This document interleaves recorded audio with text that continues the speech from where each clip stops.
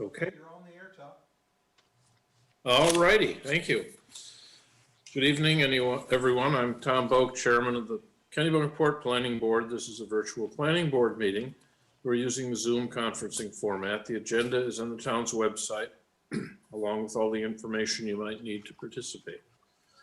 It is Zoom meeting number 965-3493-7778. And you can connect by Zoom on your PC or phone or pad, or you can dial in at 929-205-6099. Again, using that 965-3493-7778 number. If you're conferencing in and also using the television, the YouTube or cable channel, please, if once you get recognized, please turn off your volume on one of those so you don't get feedback. Okay, during the meeting, only planning board members and the current participant will be selected, and the town planner will be selected to be on the screen. If this is a public hearing part, we will solicit public input, and you will raise your hand to be recognized. That's a virtual hand. Okay, so let's just start. This has an awful lot of text in it.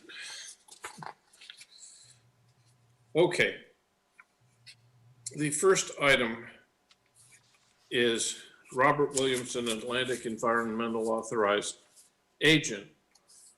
This is approval of maintenance on a bulkhead which is failing.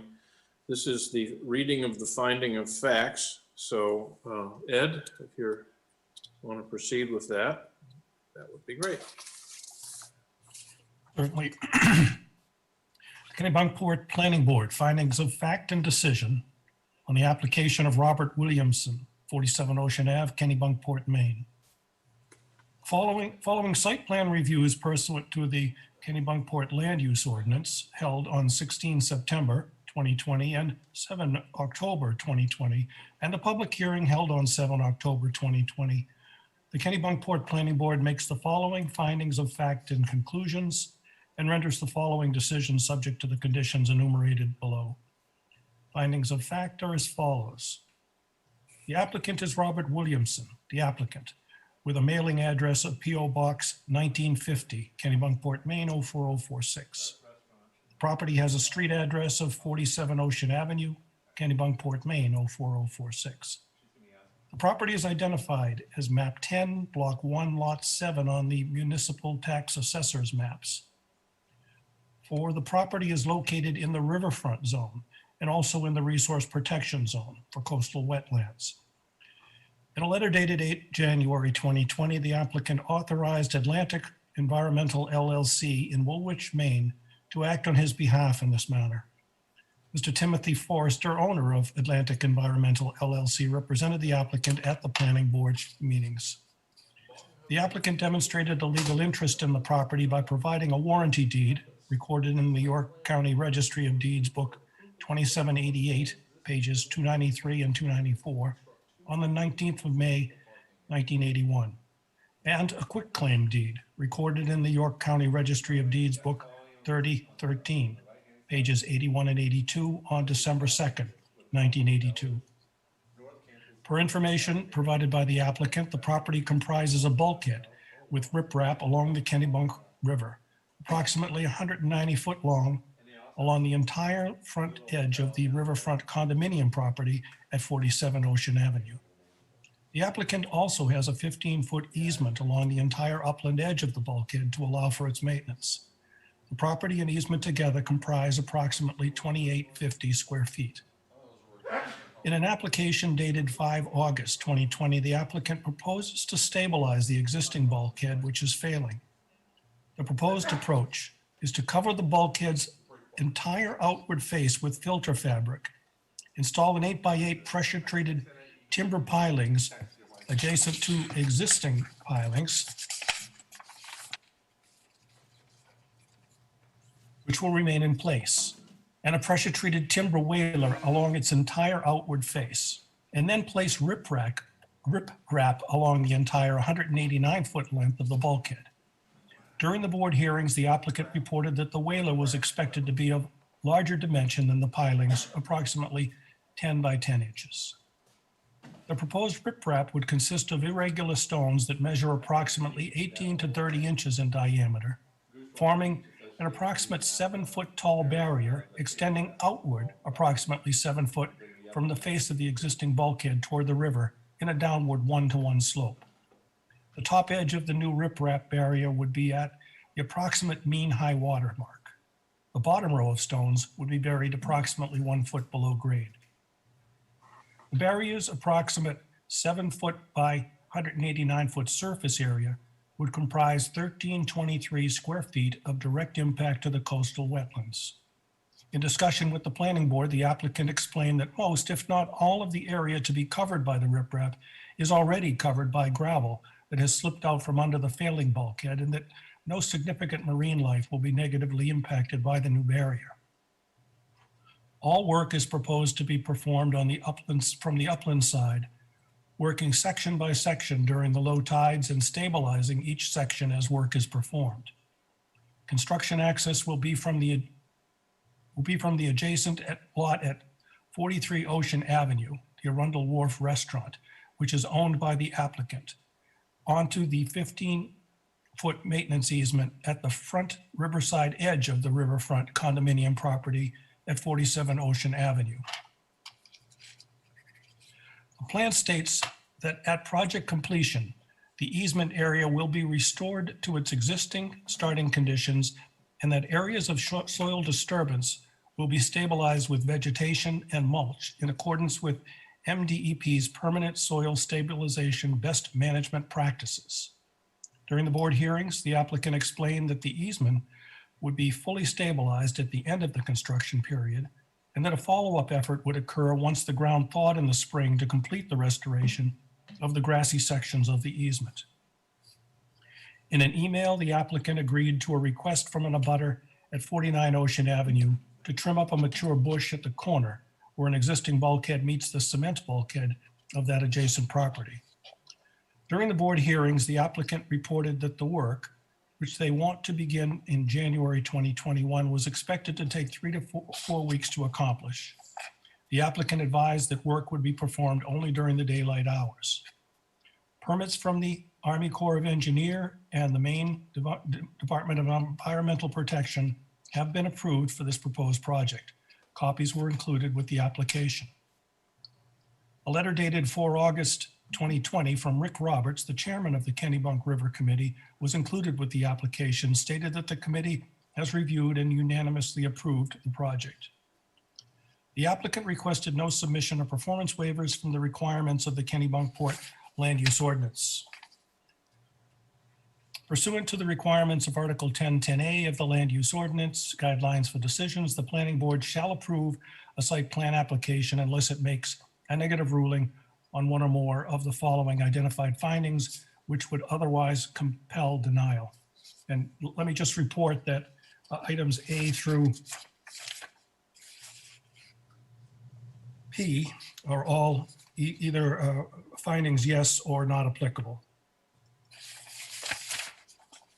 When a proposed development will be located within the shoreland or resource protection zones, in addition to the requirements of the Kennebunkport Land Use Ordinance, Article 10, the town-wide regulations in Article 6, the performance standards for specific activities and land uses in Article 7, approval of the development will also require that board makes positive findings based on the information presented, and that the proposed use, and I'll report that items A through B are all in the affirmative or not applicable. So, in conclusions, Articles 1010 of the Land Use Ordinance mandates that the Planning Board shall approve a site plan application unless it makes one or more identified findings that would otherwise compel denial, and as noted above, the board makes no such findings. The site plan application identified above is hereby approved. Conditions of approval, if any, pursuant to Article 10.11 and 10.12.e. The applicant, pursuant to 10.12e, shall notify the planning board prior to the transfer of rights to construct an approved project. And 2, the applicant must record a copy of this decision and provide proof of such recordation in the York County Registry of Deeds before any permits may issue or before any construction activity may commence. 3, the applicant shall comply with all the terms and conditions of the Kennebunkport ordinances, the town of Kennebunkport ordinances. That's it. Okay, sounds good. Could I have a motion to approve the minutes? I'll make a motion to approve the minutes, not the minutes, the FOF. Which reminds me, I have to do that afterwards. Right. I'll second that. So now I'm going to go through the people, and John, you're voting because Scott isn't here and George is, so anyway. So I'm in favor. Nina In favor. is not here. Ed In favor? and Larry In favor of the FOF, yep. and John. In favor. Okay, good. So it passes. Now, since I did it in the wrong order, the attendance is, we know George, and George is not coming, and Scott is not here, but everybody else, we have 5 people. That's we need. That's 2 more than we officially need, so we're in good shape. The minutes of the last meeting. I found 2 little typos and already told Trish about them. Are there any other problems with the minutes of the last meeting? I had a couple of comments. Did you feed them to Trish? I did. Okay, That was about 30 minutes ago. I'm sure she hasn't read them yet. and what were they? Well, okay.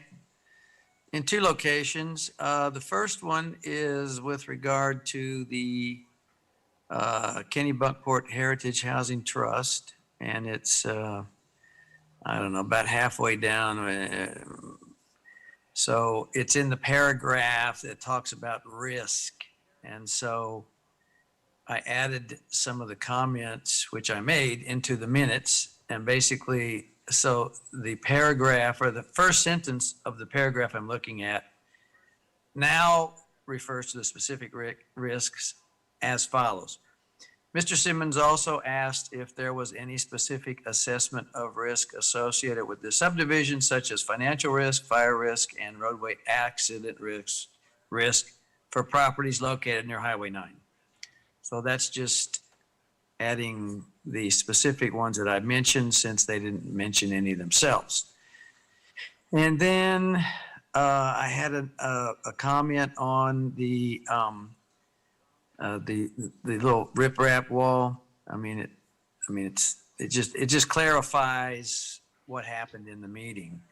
So it talks about, so the paragraph I'm looking at is about halfway down, and talks about the configuration of the wall, and it now reads as follows. Mr. Simmons asked if the applicant was able to confirm whether the footing of the new stone bulkhead needed to be installed below the proposed 1-foot excavation depth. Mr. Forrester replied that they did not do any borings, but there's a mix of cobbled boulder outside of the wall area, as well as the crushed stone, and none of their projects have ever had the rock disappear, compact, or go out of sight.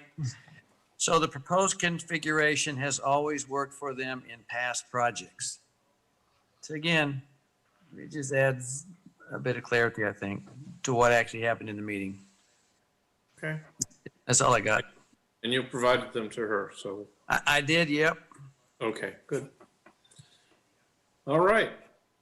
I got a motion on the approval of the minutes? So As- moved.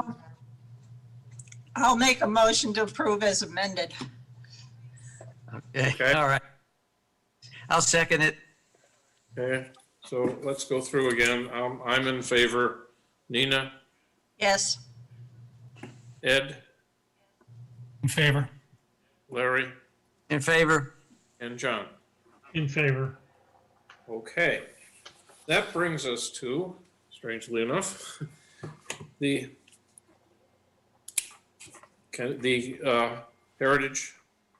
Heritage Woods subdivision, the Kennebunk Heritage Housing Trust. And so if we can bring forward Mr. Doe, and I don't know who all is out there once other than Mr. Doe.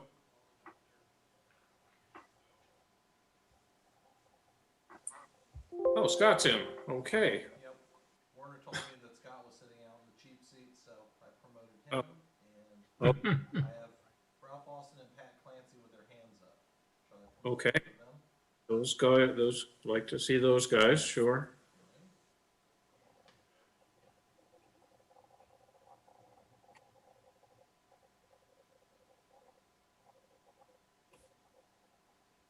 And David Kling as well. Oh, boy. Well, David Kling's hand went away. Well, we always like to see David Kling. He's, one of us. And do we want Steve Doe as well? I would think so, yeah.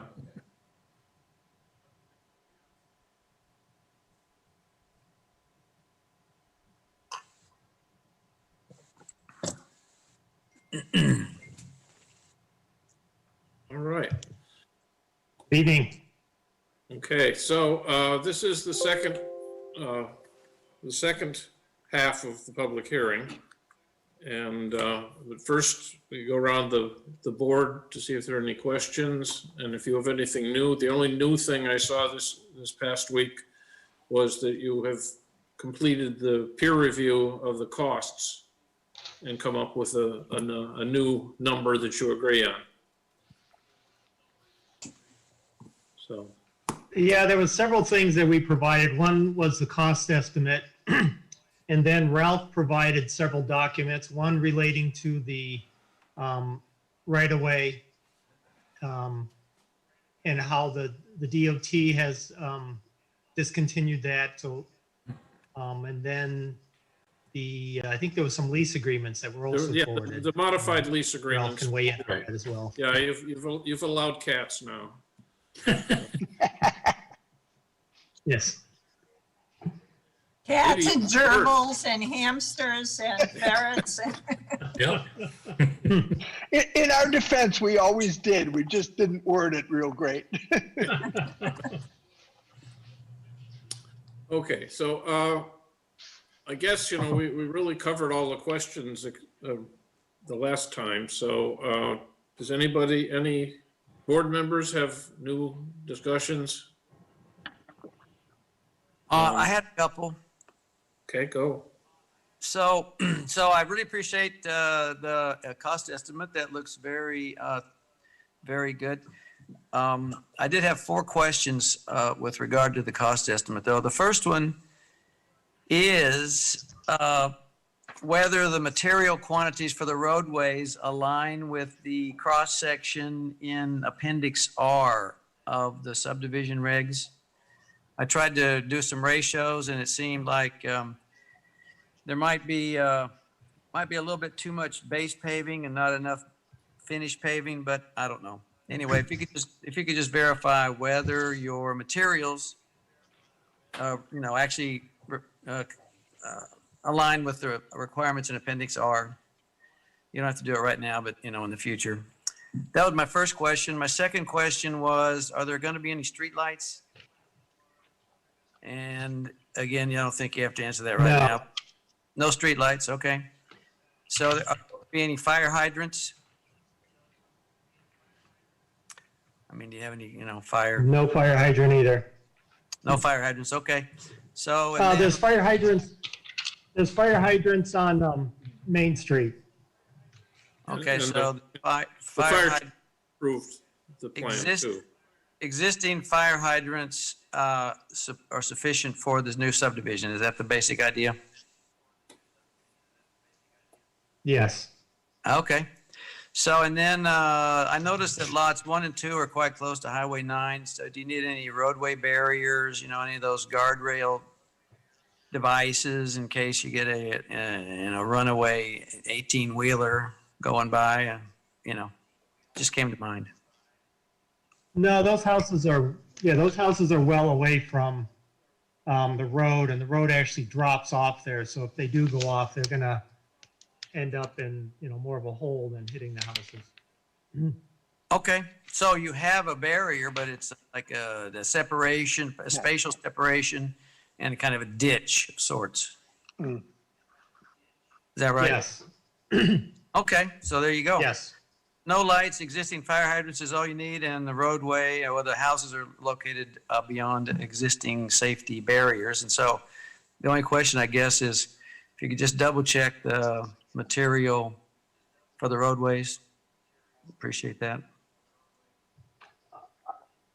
Yeah, I'm gonna assume that was checked. The peer review checked it, and he was very thorough on a lot of stuff. And both our engineers went back and forth numerous times, checking quantities and verifying that. So, I mean, we can relook at it, but pretty sure that those numbers were. Well, if you would just look at Appendix R and then verify that cross-section against the quantities, that's all. That'll probably take, Okay. a few minutes. Yep. All right, thank you. Thank you. All right. Questions for the trust?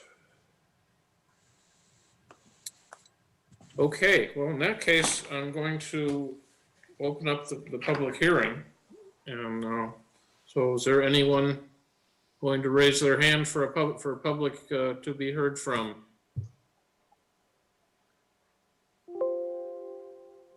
No blue hands yet. Okay. Give them another minute. Okay, seeing no blue hands, I'm going to close the public hearing. And I guess I'll call for a motion on this. Tom, we just asked the applicant for additional information. Oh.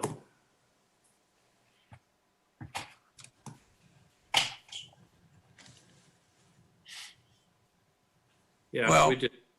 Okay, all right.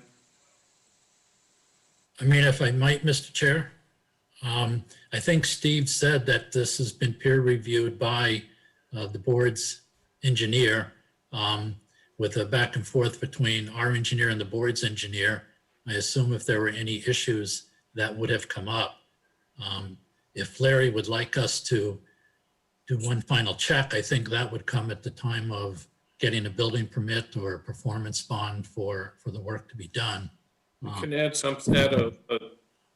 a statement to say verify the appendix in the finding of facts Yeah, prior Well, yeah, to. I don't really see this is going to be holding up the approval, to be honest. I mean, it's kind of a minor detail just to double check it. It's So- not going to be Well, huge. so the only reason I brought it up is that the last couple of meetings, we've gotten into this practice of if you ask for more information, we need to continue the public hearing because the public has a right to make their decision based on all of the information. So I just want to check our practice here.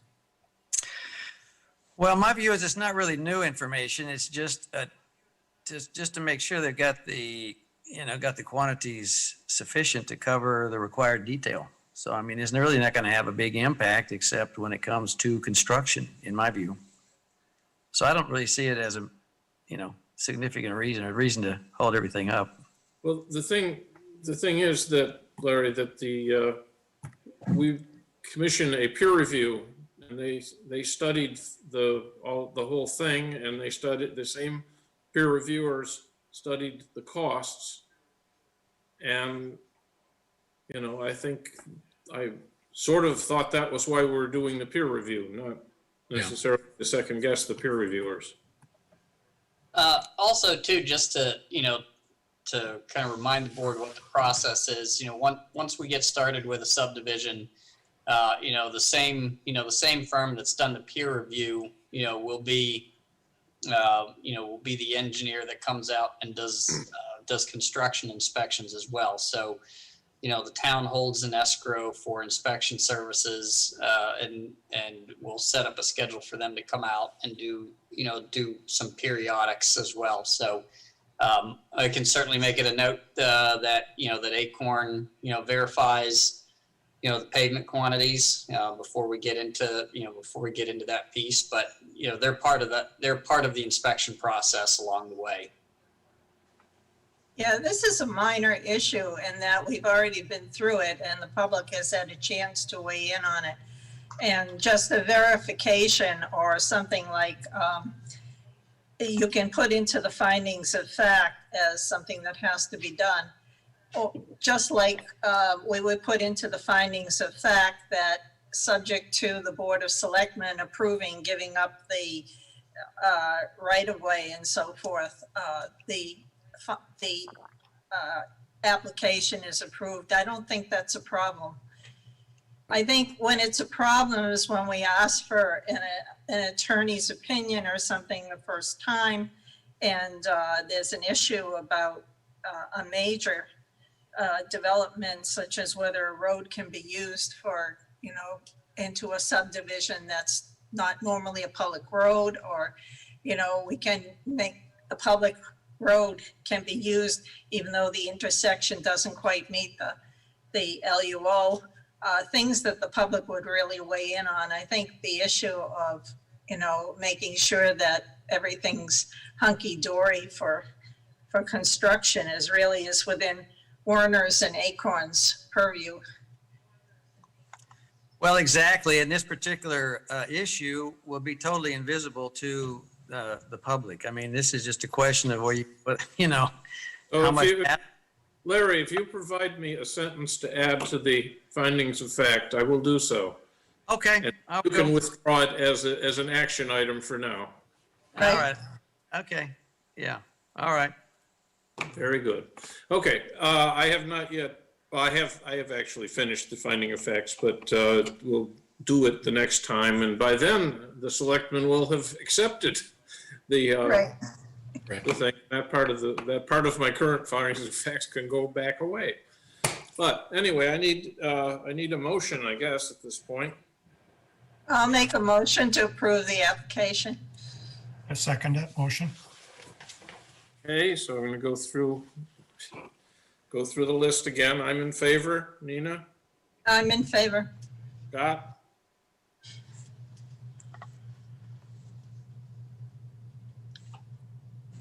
Are you still there, Scott? Okay, holding off for Scott. Ed and Larry. Ed In favor. and Larry. In favor. And Scott, are you there? Well, John, why don't you vote? In favor. Okay, good. So Thank you. that completes this. I'll have the FOF for the next time, and you guys that are going to the selectmen's meeting tomorrow night will know what happens relative to accepting the relaxation of the easement for Route 9.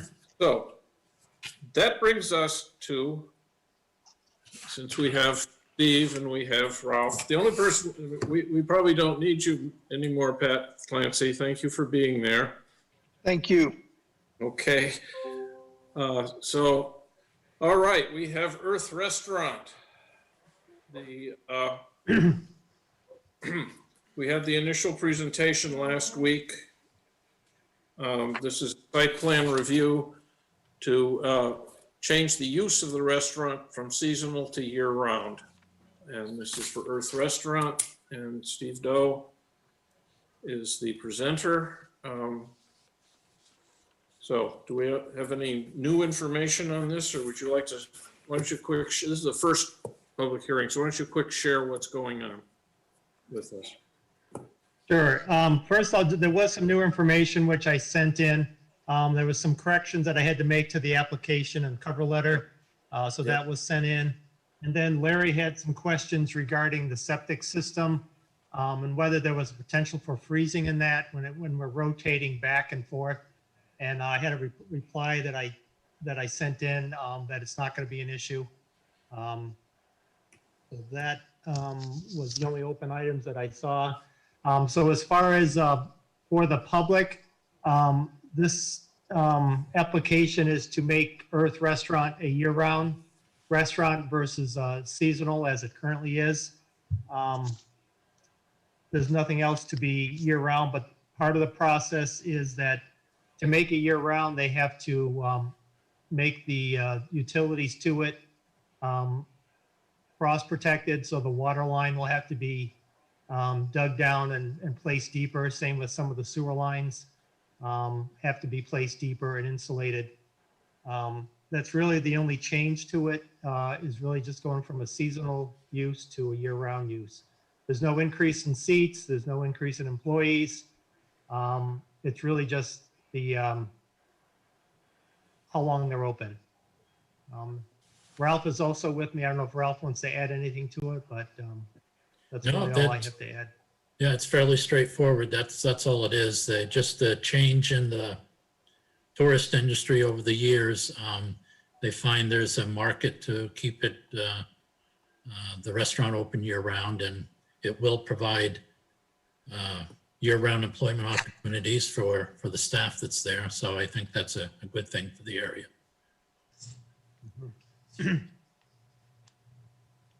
Okay, so I guess, and we, last time we also answered the abutters questions. And anyway, why don't we go around the, around people here? I don't have any additional questions. Nina? No, I don't have any additional questions. Okay. Scott, are you there? Okay. Ed, any questions? No questions. Larry? No, thanks for clarifying those issues though, Stephen. And John? No questions. Okay, and George is the case manager, and he will watch this, and then he'll be the one to do anything for finding of facts. Anyway, I guess I will need to open up the public hearing. So if you are interested in speaking on this topic, please raise your digital hand.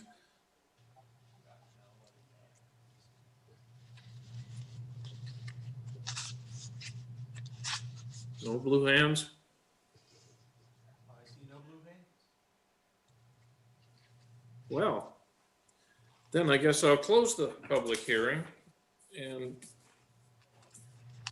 since this, you guys seem to answer the questions, the abutter questions last time, I don't see a good reason for a second public hearing, unless anybody out there feels we should. I think our town attorney said we didn't need necessarily to go for two every time. So in that case, I guess I'll take a motion for this, this item.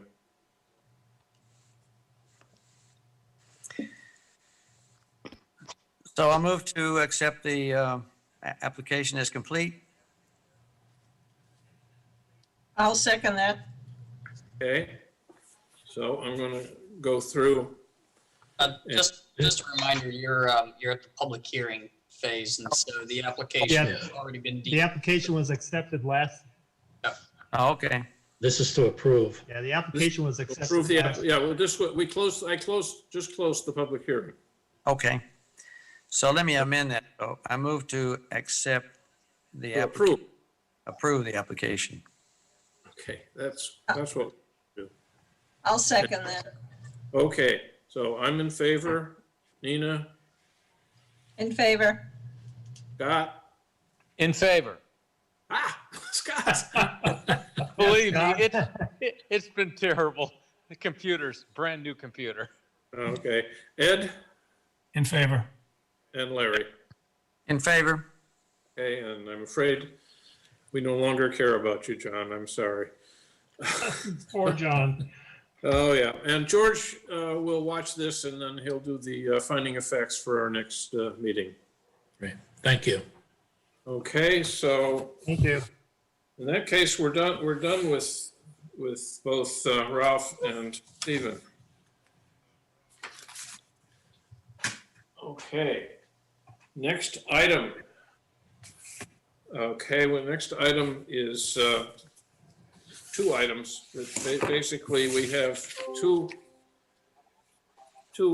things. We have 200101 Boughton Hotel Corporation DBA Colony with Windward Development Authorized Agent. We have one for the North Campus, one for the South Campus, which 502 is the, 002 is the South Campus. So we need to bring up the folks from both Walsh and Windward, I guess, and bring them forward. I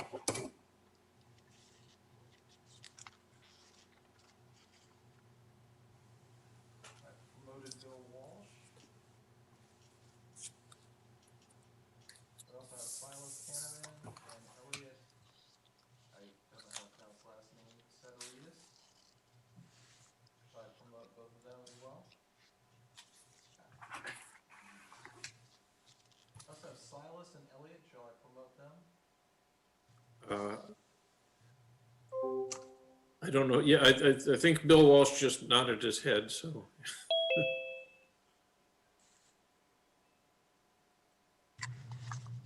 And Ralph has his hand up too. Okay. I'm sorry, Ralph. I shouldn't have demoted you. And I have John Martin with his hand up. He needs to come in. Okay.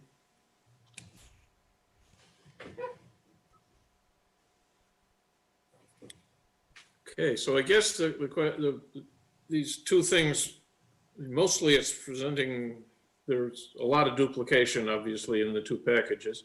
Yes. So are you guys going to present it as one then? I guess we got the, Yeah. Somebody's feeding back. All right, well, why don't you proceed, and somebody have a screen that they'd like to promote? Yeah, I'm just testing right now. 1 second.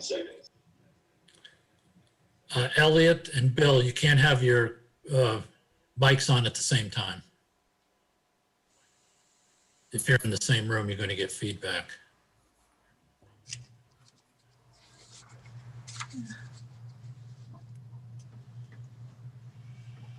Tom, I think we've already had an overview of this, and I think you should take each application separately. Yeah, That's our approach. Mr. Chairman, yes, I agree. can you hear me okay now? Yes, Why don't I just make an introduction? Thank you very much, Mr. Chairman. Good evening, members of the board. My name is Elliot Sidorides of Windward Development, here on behalf of the Boughton Hotel Group.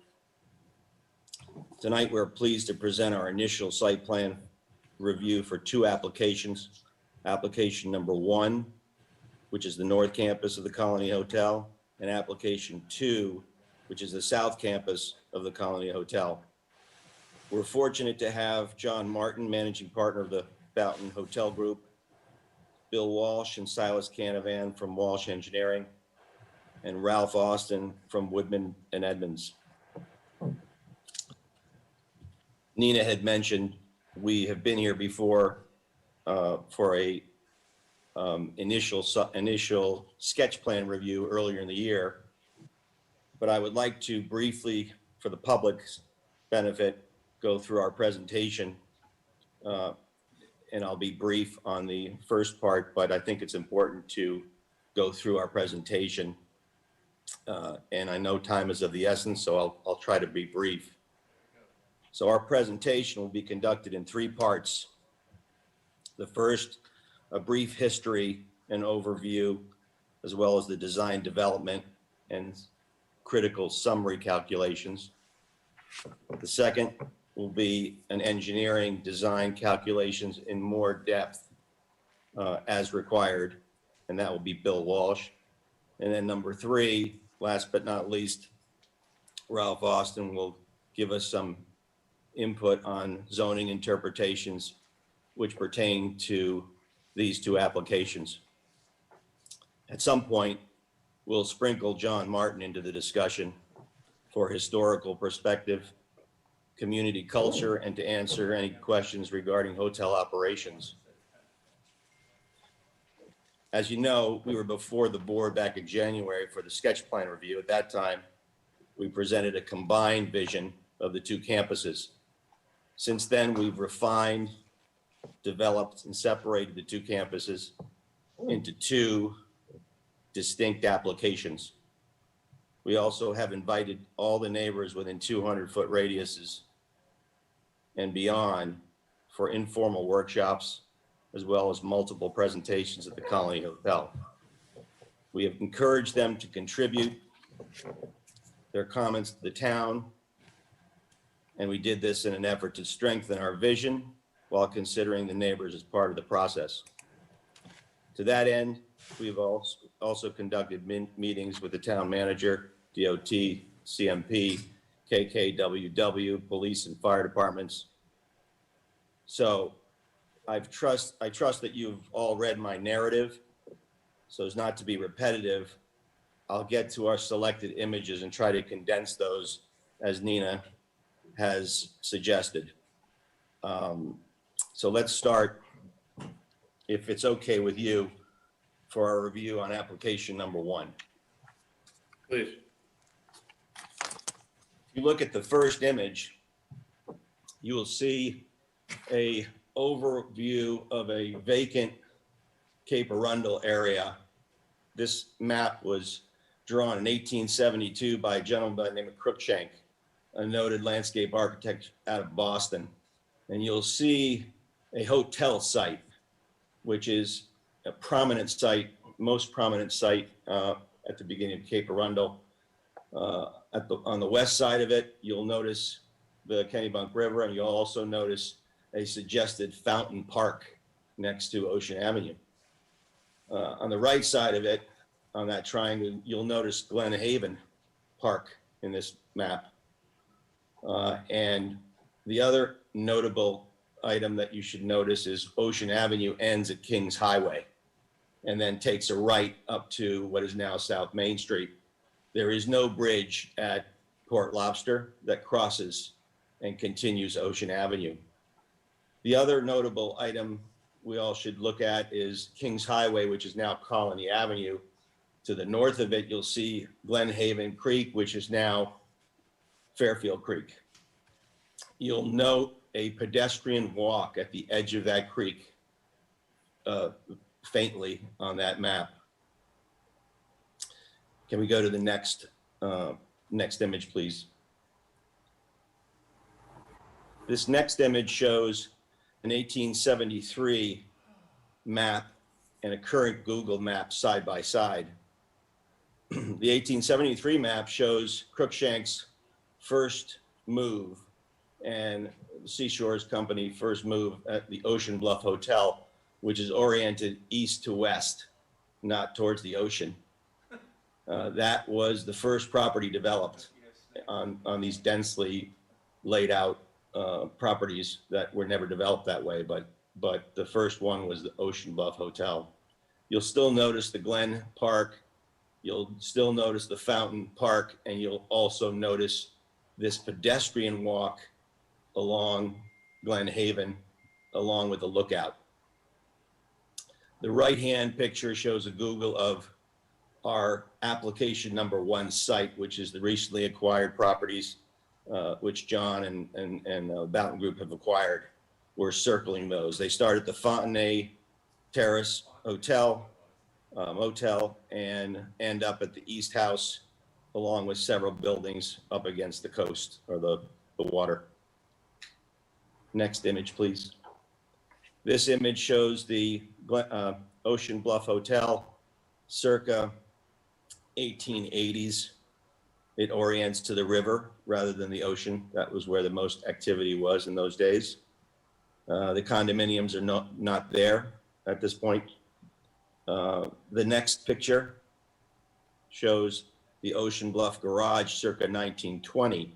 This was a rental facility and a gas station. They offered rental cars to tourists. They would drive up the Maine coast. It's a gambrel structure. It is now the site of the Fontenay Hotel. In fact, it's the same foundation. Next image, please. The next image shows the Ocean Bluff fire circa 1890s. Total destruction of the hotel and its surrounding buildings. Next picture. This picture shows the construction of the Breakwater Hotel, not to be confused with the one across the street.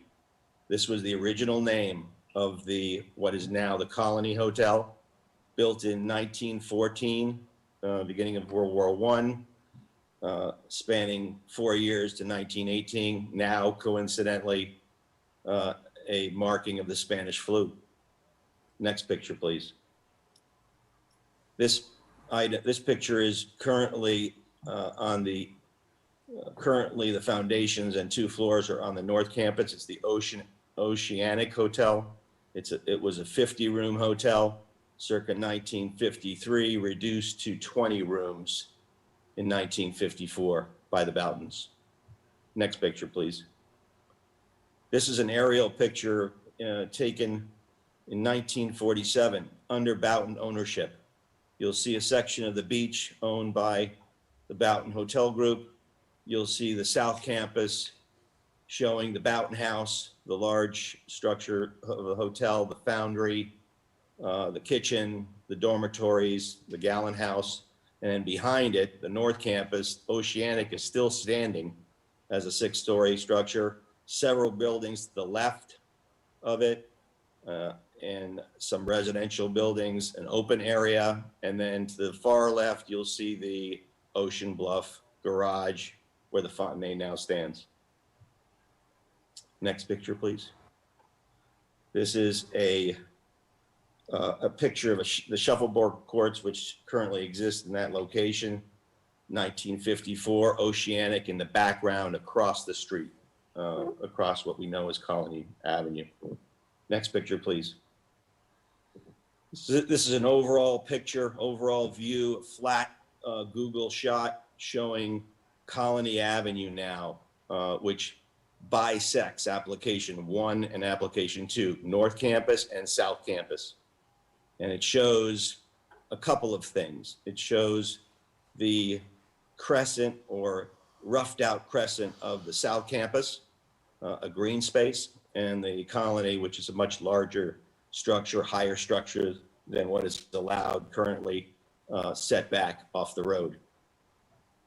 The North Campus is shown, and we've gone over that. Next picture, please.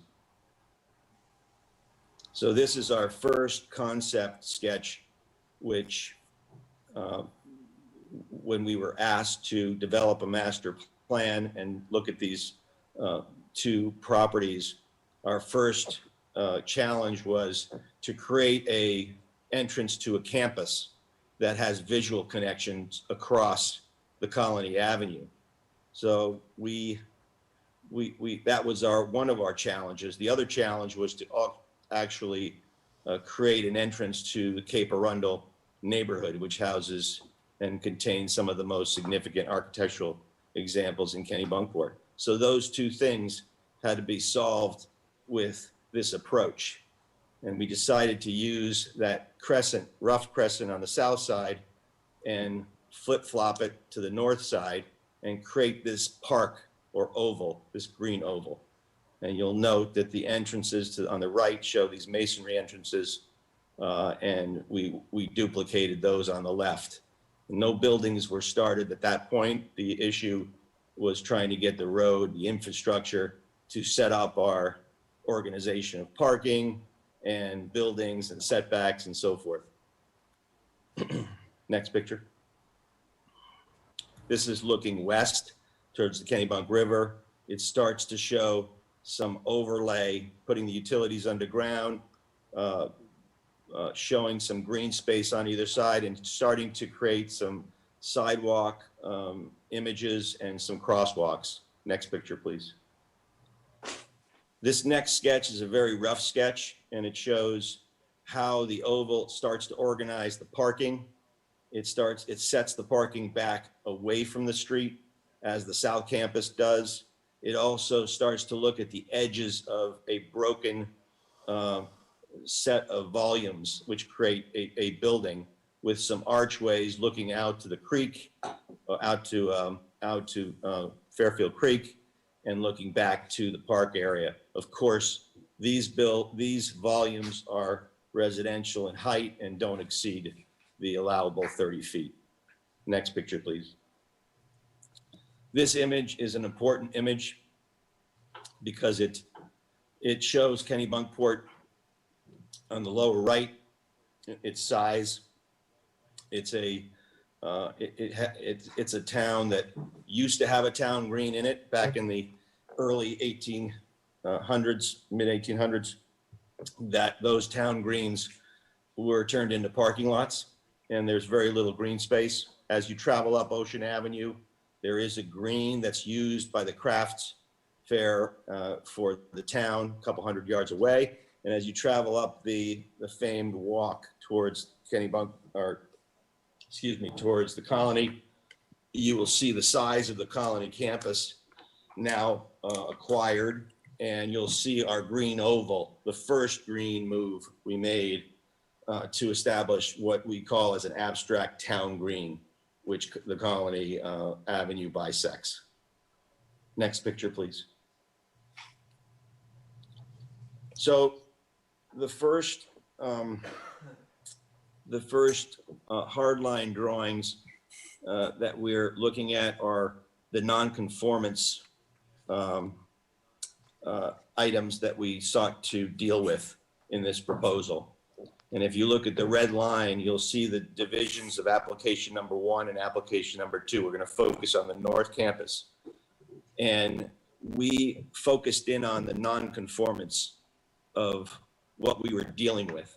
The next, the blue line, dotted line represents the 75-foot setback, kind of the holy grail of setbacks in when you're dealing with water setbacks. And the first nonconformity was fell within that 75-foot setback. The second nonconformity is just to the right within the 75-foot setback, which is a parking area. The third, all within a 75-foot setback, and the fourth or the fifth is another. Those nonconformities all fall within that 75-foot setback.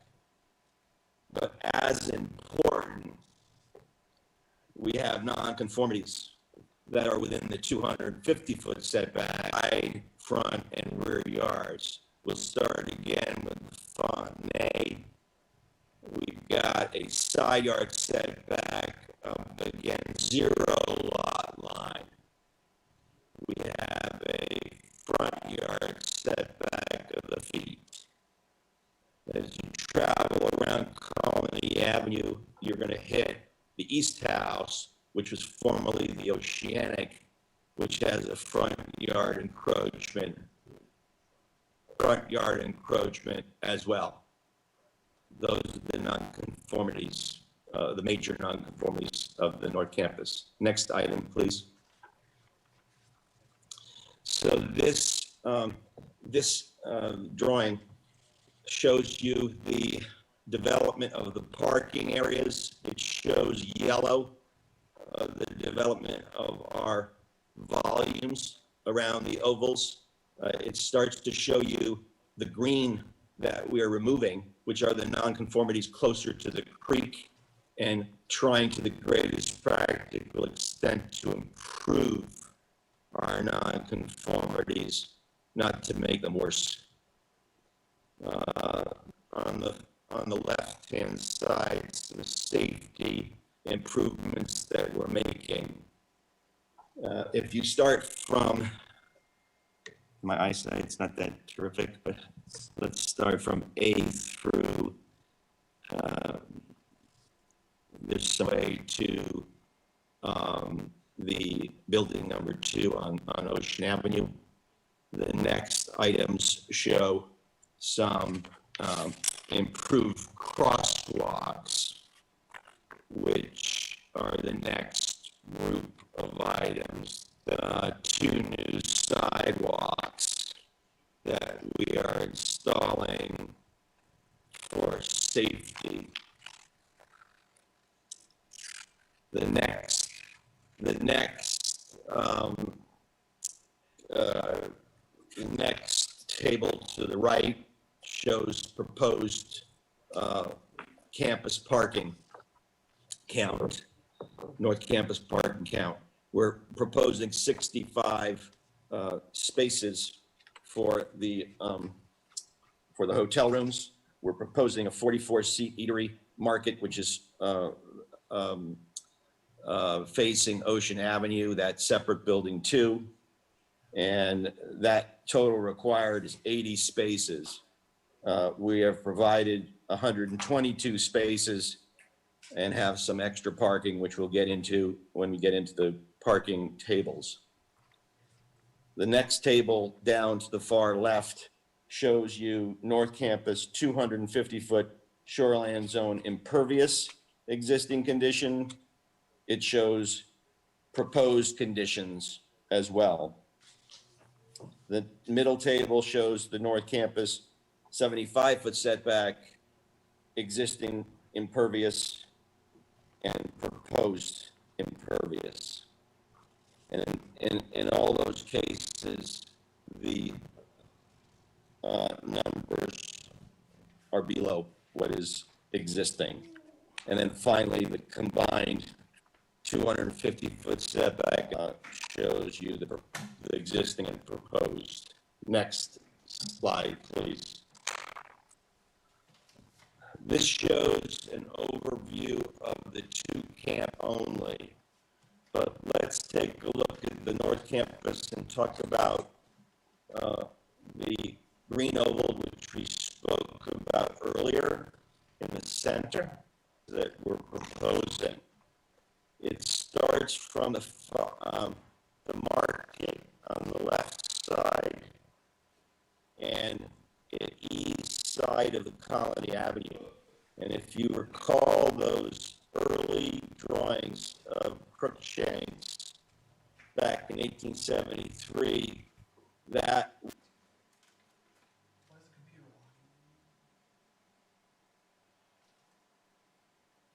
Is it plugged in?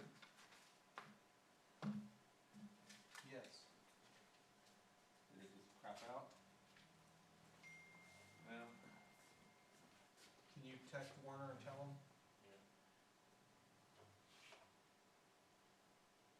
I'm gonna have to switch to my laptop, I think.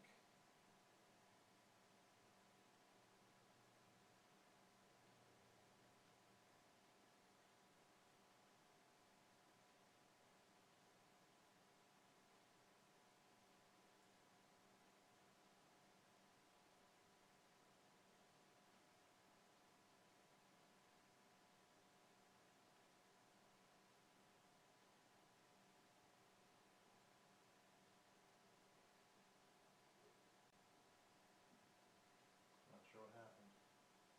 Maybe it overheated. I saw the spinny thing and said locking.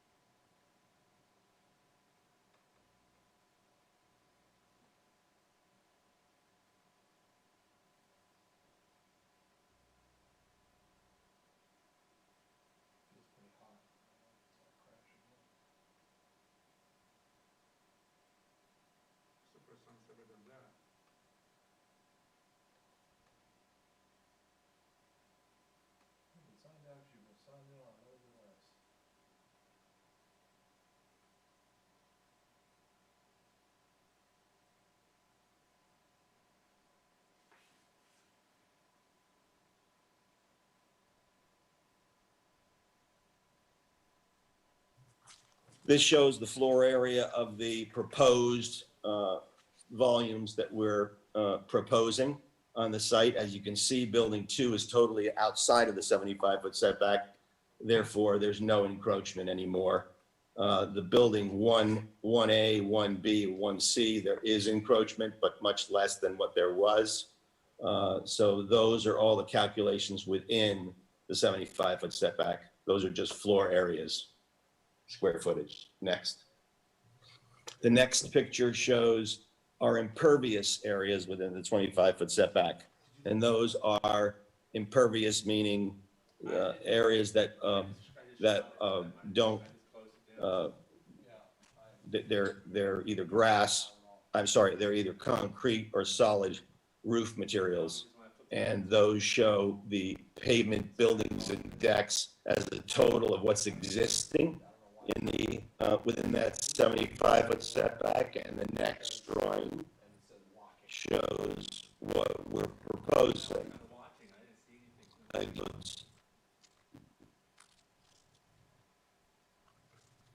Again, what we're proposing shows a far different number. And we also are showing the allowable impervious area. This drawing takes us and it looks at this with a different metric. Now we're looking at volume as opposed to square footage. And now we are applying the same methods. Everything within that 75-foot setback, 75-foot setback shows its volume, what is existing and what is the allowable increase within that 75-foot zone. Next picture. This is what we're proposing, and again, using the same line, showing our proposed with the expansion, and it shows our expansion as less than 30%. Next picture. So now we're getting into some of the floor plans of building number 2.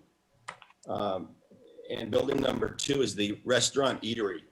So this, the idea of this is an open air market with seating that fronts onto Ocean Avenue and also seating that fronts onto the green space looking to Fairfield Creek. And this eatery is going to be used as a warming kitchen, not a full kitchen, grab and go items, smoothie bars, place to sit and relax, a different eating experience than what we, pedestrians can come while they're walking from the town to the beach. It's a kind of more of a casual community type of an experience. All the cooking will be done at the commissary at the Colony Hotel on the employees' downtimes, and will be shipped into this facility. And the reason for that is we don't want to have any smells or any kind of odors for the rooms above. Next picture, please. This elevation shows on Ocean Avenue, shows kind of the barn doors that we're applying to this architecture, the gambrel roof, which you may remember as somewhat reminiscent of the Ocean Bluff Garage. And on the left-hand side, you'll see an entrance to this nature walk that we are proposing. Next picture, please. This elevation shows a view facing the north, and it is the entrance to the single loaded corridor for the rooms above the market. It's an elevated parking area at the corner of the site as you turn the corner to the Colony Avenue. Next picture, please. This is the rear of the garage. We call it the garage market. It's not a garage, it's just a play on words. And this shows the exit of the nature walk to Ocean Avenue on the far right. And it shows those symmetrical barn doors, see-through barn doors, which looks from Ocean Avenue all the way to the creek. Next picture. This next picture shows a section looking east from that upper parking lot, the side view of building 1B. Now you're starting to see the upper crescent where the parking is on the right, and you're starting to see the nature walks on the lower left where the grade changes dramatically, and people walking in front or in back of the hotel rooms below grade so that you cannot look in those rooms because of the precipitous drop. Next, please.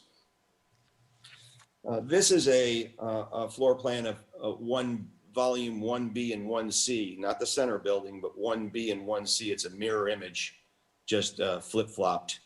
This is a floor plan, a suggested floor plan that has a single loaded corridor, elevators, service areas on one side, which John feels is the best approach, and recessed balconies rather than balconies that are sticking out of the building for snow maintenance and loading issues and privacy. Next item, please. This is an elevation looking at the volume 1B and 1C. These are connected, all connected volumes.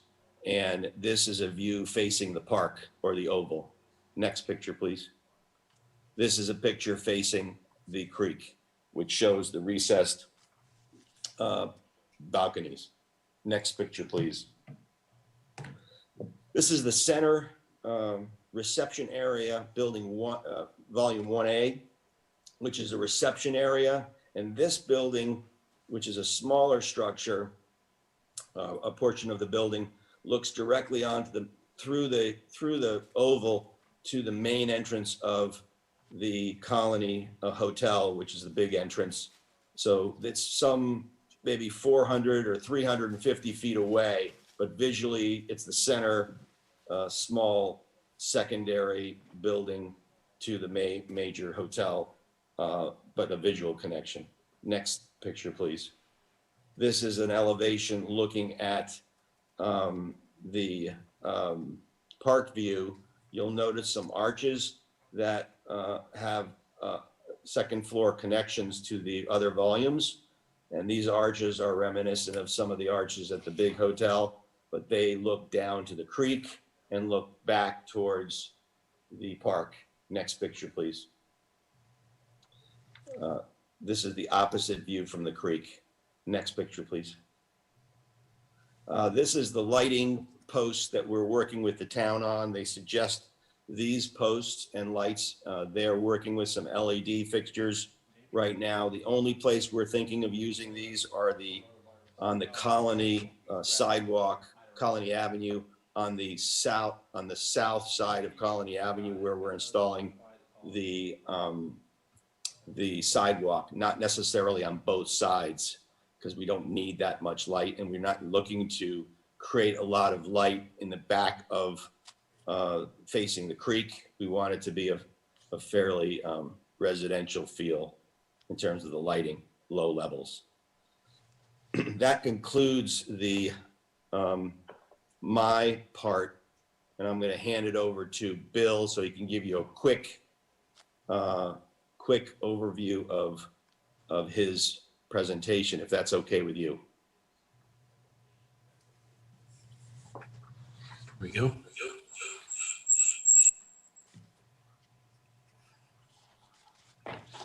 Thank you. You gotta mute.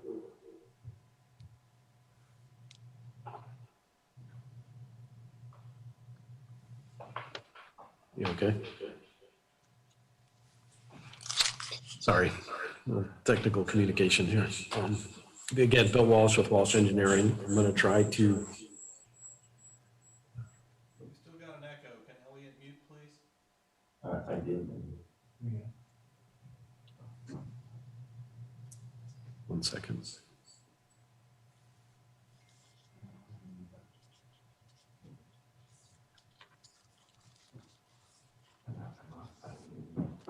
Try it now, Bill. There we go. Sorry about that. Again, Bill Walsh with Walsh Engineering. I'm going to run quickly through some of these things and hopefully not circle back on too much of what Elliot said. This is the existing conditions plan that we generated. The area in the blue is the North Campus, And maybe if you can zoom in on that a little bit, Silas. I can talk quickly about it. Just to orient everybody, Colony Ave is down at the bottom and Fairfield Creek is up on the top of our plans. We have, as Elliot pointed out, we have a blue dashed line, which is the 75-foot setback that goes through there. And as we can see, we have sort of multiple non-conforming uses that we'll talk about real quickly in a few moments. We have some of the non-conformances that Elliot hit on are both the Fontenay has both a setback within the 75-foot setback, but also along the property line. We have a property line setback issue. The Fontenay and the East House are both within the building line setbacks as well, up there on the right. And the other one is the impervious area that we have on the site. Actually, sort of all of that imperviousness sort of exceeds what is allowed in the zone, but hence is grandfathered in the plan that we have.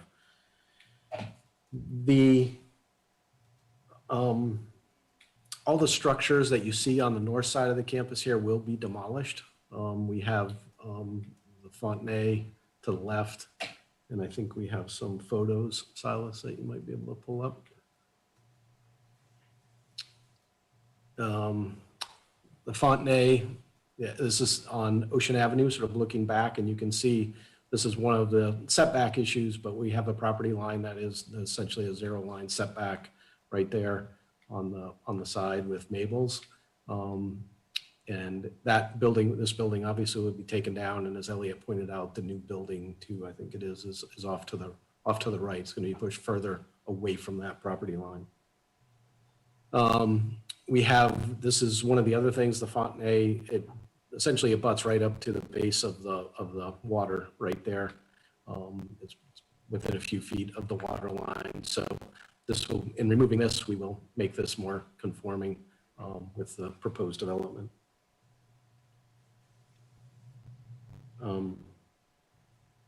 This is the Wilson House, and that will be taken down. But if you look to the left of this, the creek is just off to the left side. I think we have another picture of the deck on this, which you can actually see. This is standing on the back deck of the Wilson House, and you can see exactly how close this is to the water. Essentially, kind of that's a bit of a bluff or a drop on that side, which goes straight down. So again, we're really close to that water in that situation. This is the Cove Dormitory, and Fairfield Creek is in the background back there. And obviously, this parking, the 75-foot setback, kind of runs through this space here. So both the Cove Dormitory and some of this parking are both within the 75-foot setback. I'm going to skip over. I think we can. Okay, we've got this is the existing parking area that probably most of you have seen on the north side of the property, where it's kind of a large gravel area that is used for some overflow parking, some events that they have. This is looking east down Colony Avenue. So this is kind of more on the high point of Colony Avenue, looking east.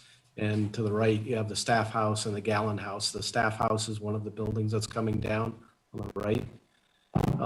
And that one, again, is within the setback on that side. Go to the next one, Silas. And this is just Colony Ave looking west. So this is as we look down Colony Ave as it exists today. You see the ledge to the left, and the big hotel is I'm sorry, the ledge is off to the right. Colony Hotel is off to the left. And this is what Elliot was talking about, will be reconstructed and realigned a little bit to make it a little more, a little straighter and a little safer. Actually, there's a pretty good high point right here, obviously because of that ledge. I think they didn't want to remove that at the time. So it's got a pretty sharp vertical curve in that alignment. If we go back, this is the This is the actual removals plan, so you can see of those things that I just talked about. The red hatching actually shows what is going to be removed from the site, and all of those areas that, as we said, were within setbacks, will be sort of pulled back from mostly from Fairfield Creek, and also away from the property line setbacks. Go to the next one, Silas.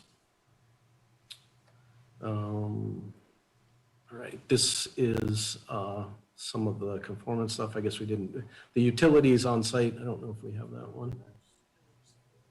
Oh, okay, I'm sorry. This is the actual proposed site layout that Elliot talked about.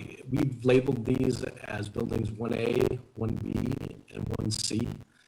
They are essentially one building because they're interconnected through the small connections that exist there.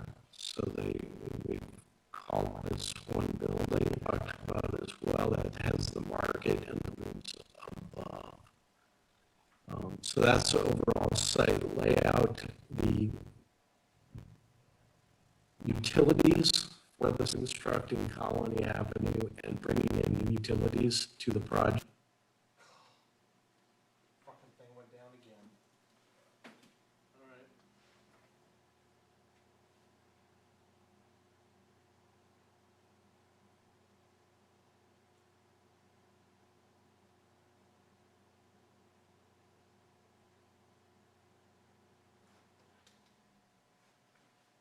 Alright, I gotta go in here, maybe and plug everything in right. Alright, let me just, So I need an HDMI. alright, so this is, you need a straight. And,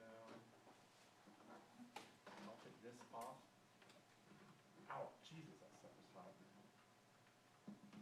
You need audio? No, we don't need that. From the standpoint of safety as cars meet more of an intersection. New sewer, new water will be installed in Colony Avenue as that's reconstructed. Okay, how high is it? Oh, yeah. Stormwater, we did analyze stormwater on this. This is the pre-development condition, and the purple are the watershed lines. On the north campus, most of the water goes to Fairfield Creek. That's our analysis point, if you will. So most of it's sort of discharging over the slope and into the creek. For our proposed condition, the sub-watersheds get a little smaller, but what we have done is collected most of the water on the north side and taken it to the same place, to the Fairfield Creek. There is a slight increase in runoff there just because of the fact that we've adjusted, mostly because we've adjusted some of the watersheds. We've actually taken more water to, a little bit more water to Fairfield Creek and reduced some of the water that now goes to Colony or to Ocean Avenue. So we've made that situation a little bit better and taken it out to the creek. For non-conformance, I'm going to actually let Silas discuss this topic, so I'm going to switch over to him real quick here.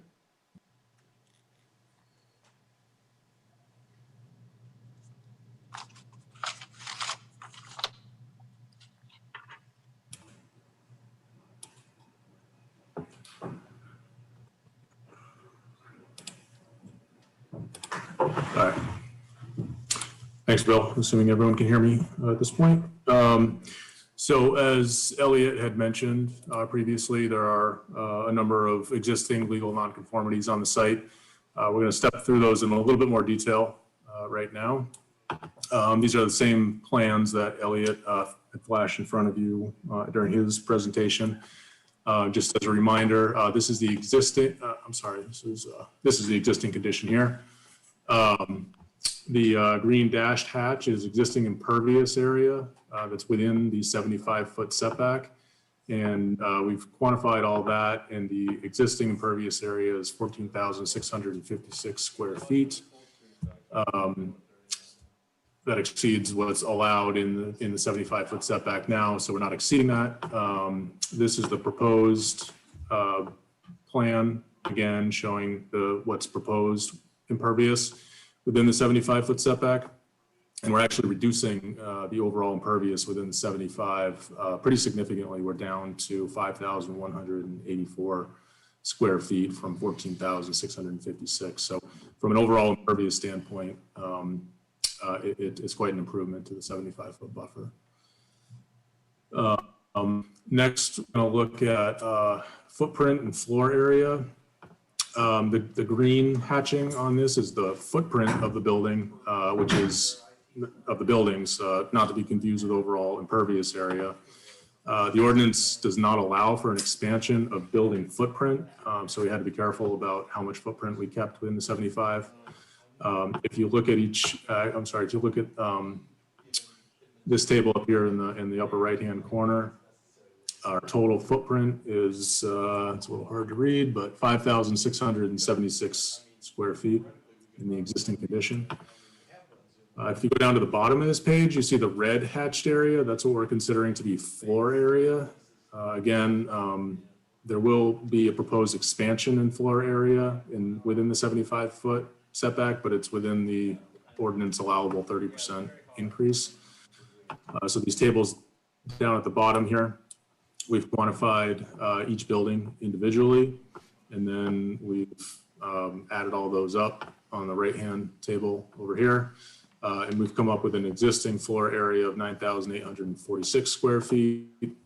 And then if you add 30% to that, which is allowed by ordinance, we're left with 12,800 square feet of floor area that's allowable to build within the 75-foot setback.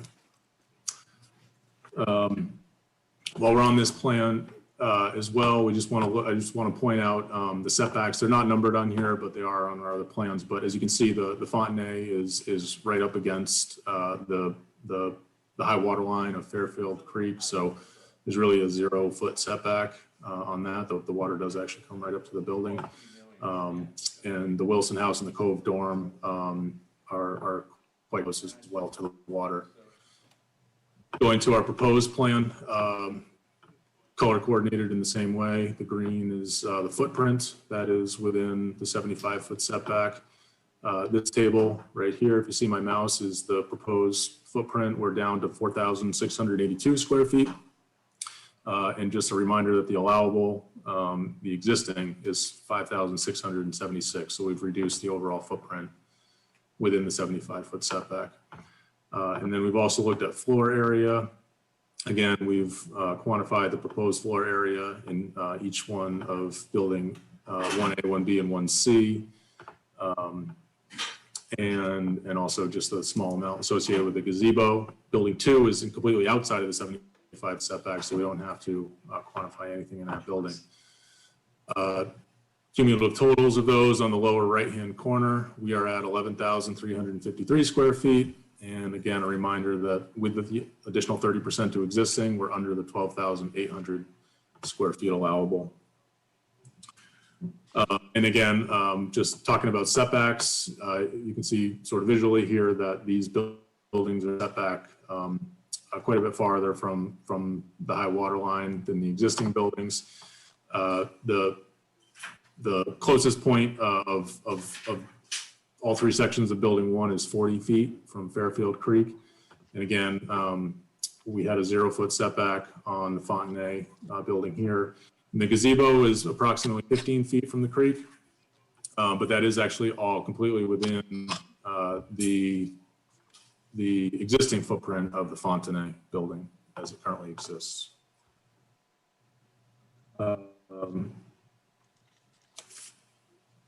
Moving on to volume. Again, the ordinance allows for a 30% increase in non-conforming volume. So what we've done on these plans is we've measured up all these buildings and then we've sliced them essentially along. We created 3D models of each one and we sliced those models along the 75-foot setback, which is this gray line that looks like a fence, is really just sort of a visual representation of what that line looks like as it cuts through the buildings.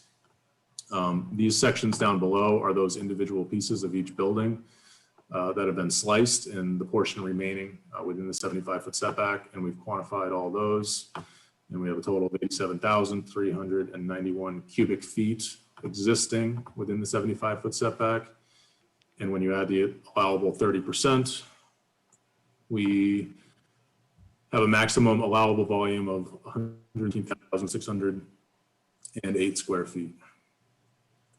And then in a similar fashion, we have proposed here, we've done the same thing. We've modeled the buildings three-dimensionally, and we've sliced them again along that same 75-foot line. And we've quantified those volumes here, and we are at 110,463 cubic feet, which is less than the allowable 113,608 square feet. So we're at about a 26.4% increase in volume with a proposed condition. So that's the rundown on the non-conformancies on the North Campus that we wanted to discuss. So again, here's just an overall plan. Do you want to hand it over to Ralph or John? All right, Ralph, I think we're going to hand it over to you, please. Thanks, Silas. I just wanted to briefly talk to the board about one key zoning issue that I think you're all aware of, but has to do with 8.3 B4 and 5 with buildings within the 75-foot setback. If you're relocating them or reconstructing them, they have to meet the setback to the greatest extent possible. Obviously, it's clear that from Elliot and Bill's and Silas' presentation that the two buildings we're proposing are far less non-conforming than what's existing. But the question becomes whether that's sufficient, if you will, whether it meets the setback to the greatest practical extent. And the key to us in this analysis is the word practical. If you were to require, particularly building one and its three components, to precisely meet the 75-foot setback, that essentially would destroy a key element of this project, which is the crescent parking and circular drive between the two campuses. And that's not just for aesthetics. That actually is critical to what we feel is critical to safe traffic circulation within each campus, but more importantly, circulation of both pedestrians and vehicles between the two campuses, and creating or eliminating safety problems on Colony Avenue as people attempt to cross between the two campuses.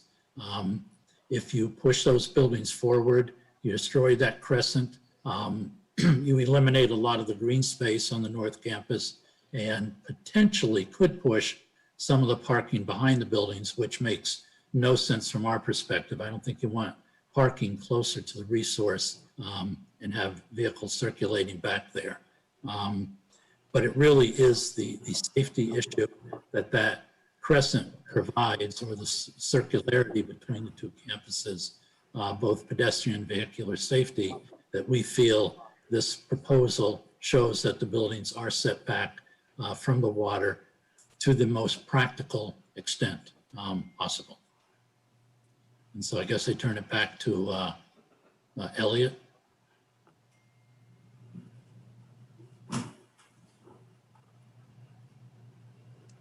Can y'all hear me okay? Yes.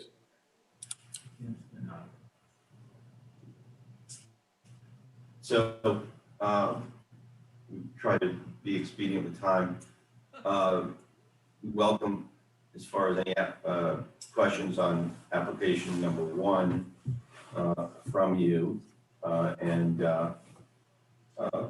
they could be directed to any one of us, either Ralph, myself, Silas, or even John, who hasn't spoken yet. All right. Maybe we could put the board back up instead of I don't think we need the picture right now. Okay, let me start. So I asked Werner, and the application does not mention the shoreland zoning, and that is correct, apparently, what Werner tells me, so I'll leave it at that. I assume that at some point soon, you'll be seeking the main DEP approvals for some of this stuff within 75 feet? Yes, that is correct. We'll be submitting permits for all the adjacency permit by rules that are required for the project. Okay. And obviously you mentioned you were working with the lighting committee. So you're working with the lighting committee. Good. We'll need that input for our decision.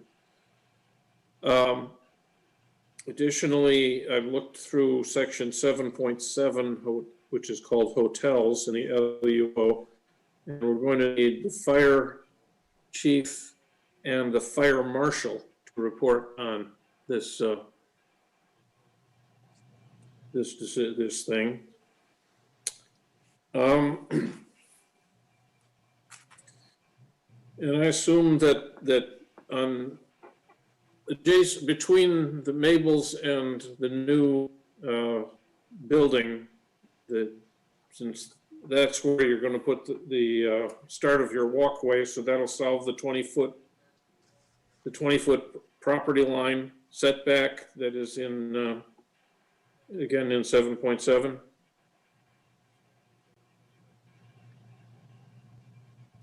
Yes, no, somebody? Can you hear me okay? Yeah, you're gonna try again.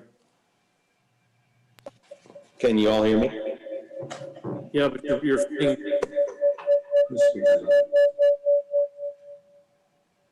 How about now? yes. Yes, you're good. Can you hear me now, Mr. Chairman? Yep. Yes, please. Okay. I'm not going. I'm sorry.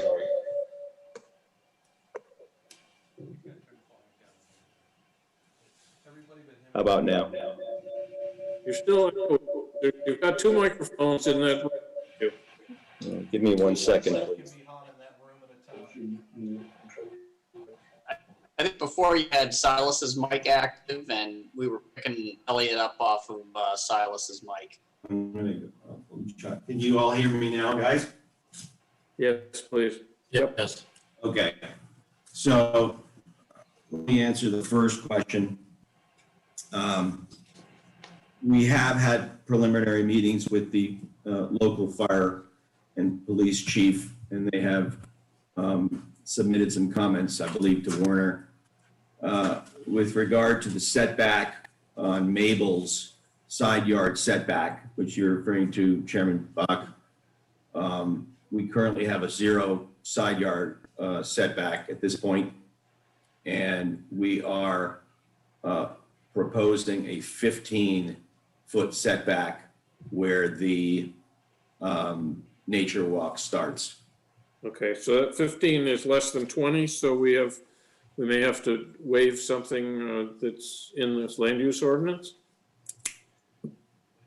Well, again, we're looking to the setback to the greatest practical extent.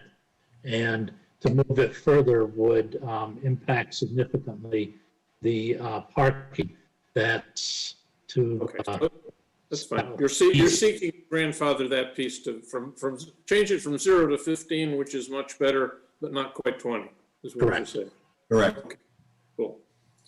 But the front yard setback, we are pulling back completely from where the market is going to be. Okay. All right.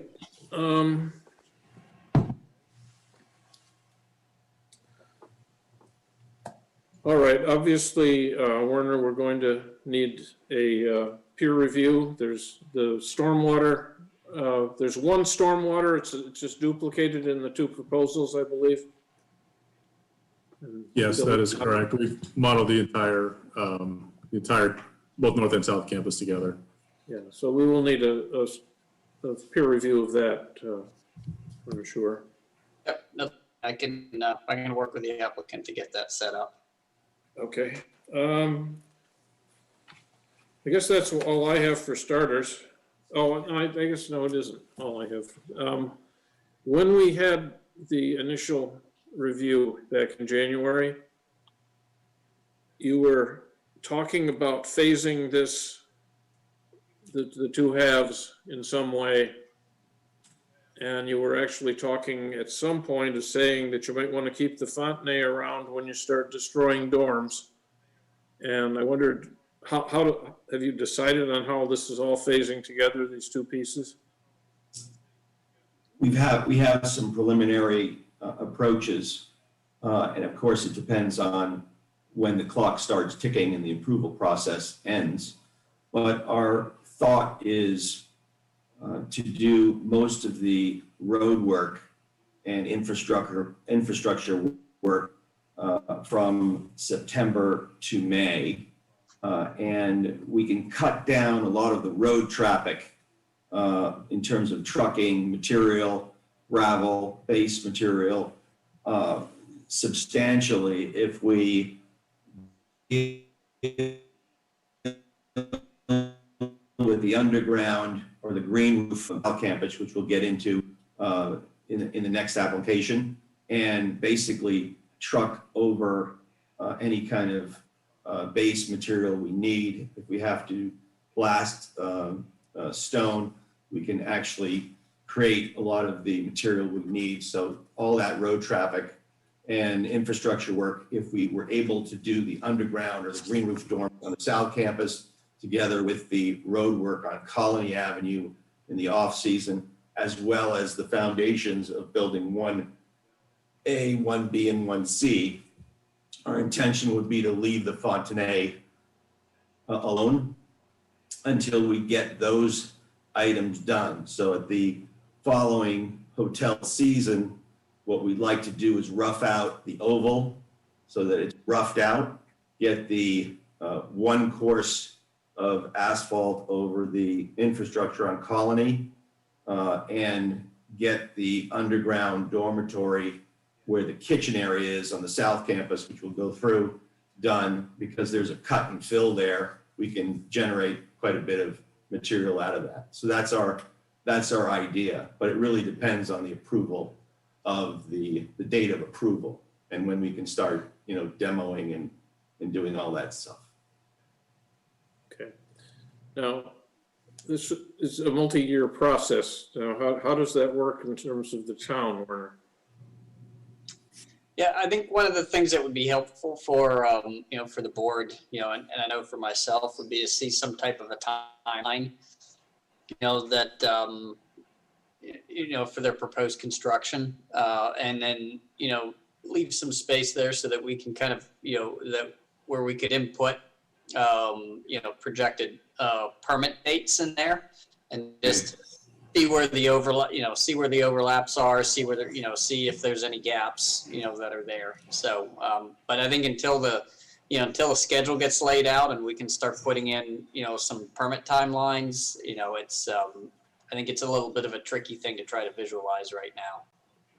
We could certainly provide you with a scenario or scenarios that would take some of those approvals and give them some variables, timelines to them shortly. And again, just bear with me for a sec.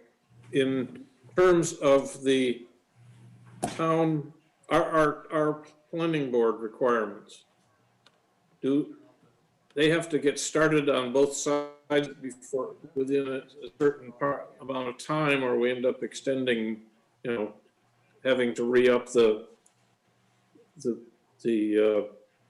plans? Now, is there a drop dead time? Do they have to finish everything they start? What is the situation with the town? Yes, so I'm just gonna get into the, into the timelines here. Those are set forth in, let's get into it here in Article 10. But essentially, and we've run across this before, that you have, approval secured by the planning board expires if the work hasn't commenced within 1 or hasn't been substantially completed within 2. Years, yeah. And so that's where, we want to look at, a timeline to see where we're at. To make sure that, this is going to work. I think on the,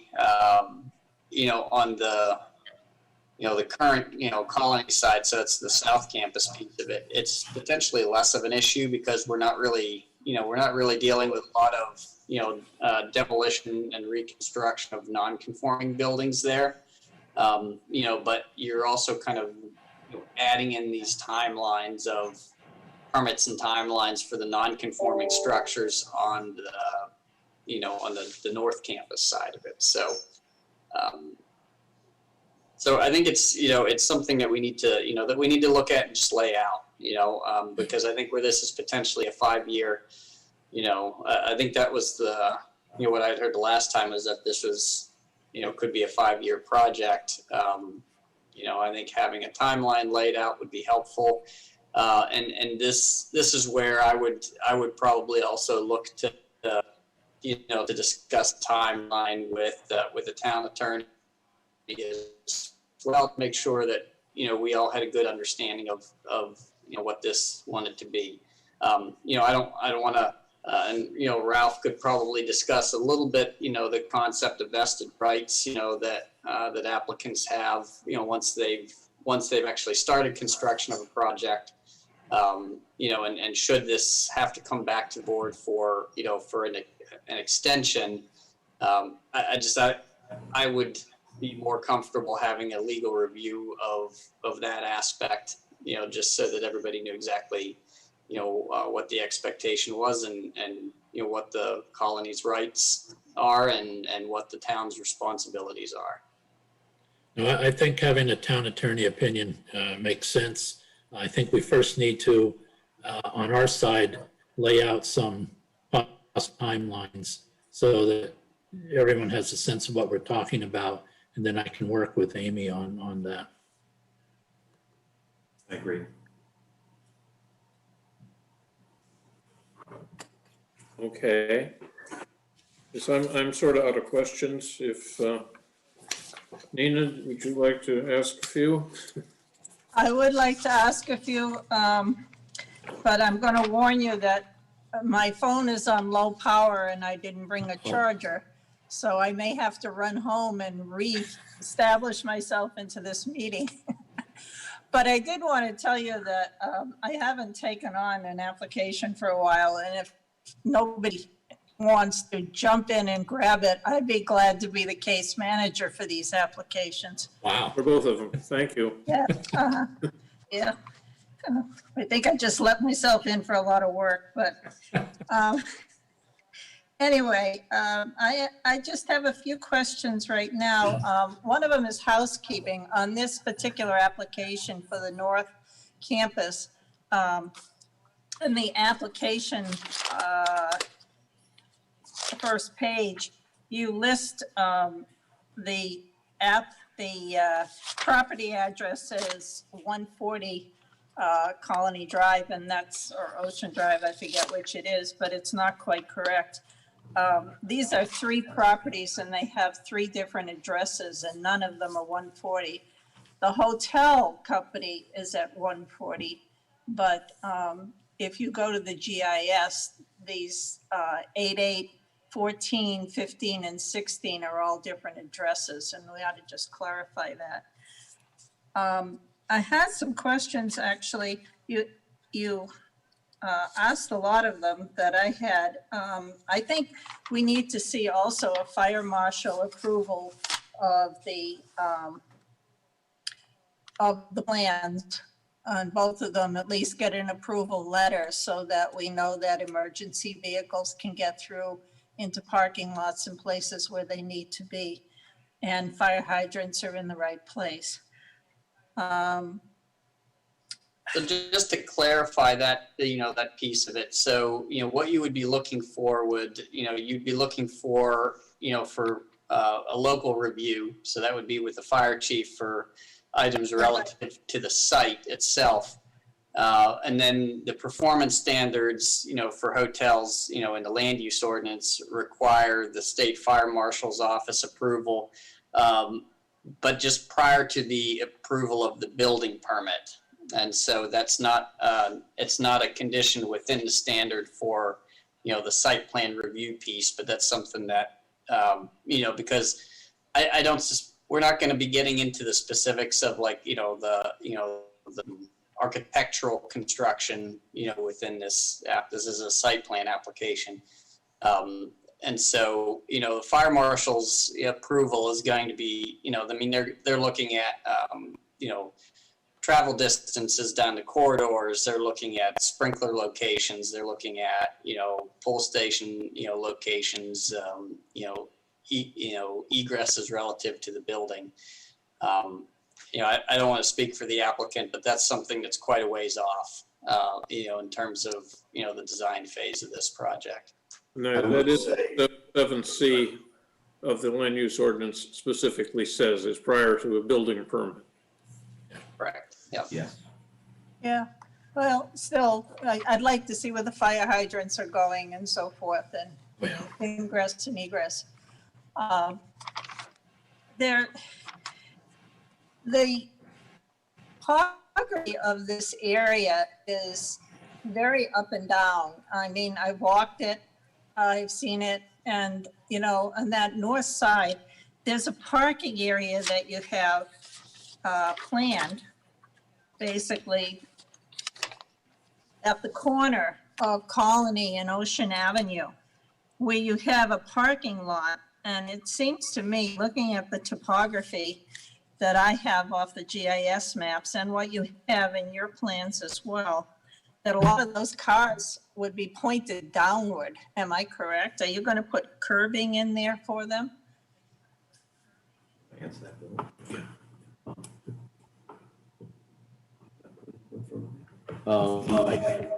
This is the parking lot between Building 2 and the curved drive, the circular drive. It's on the corner of Colony and Ocean Avenue. And I know that it's on the edge of where that really slopes down.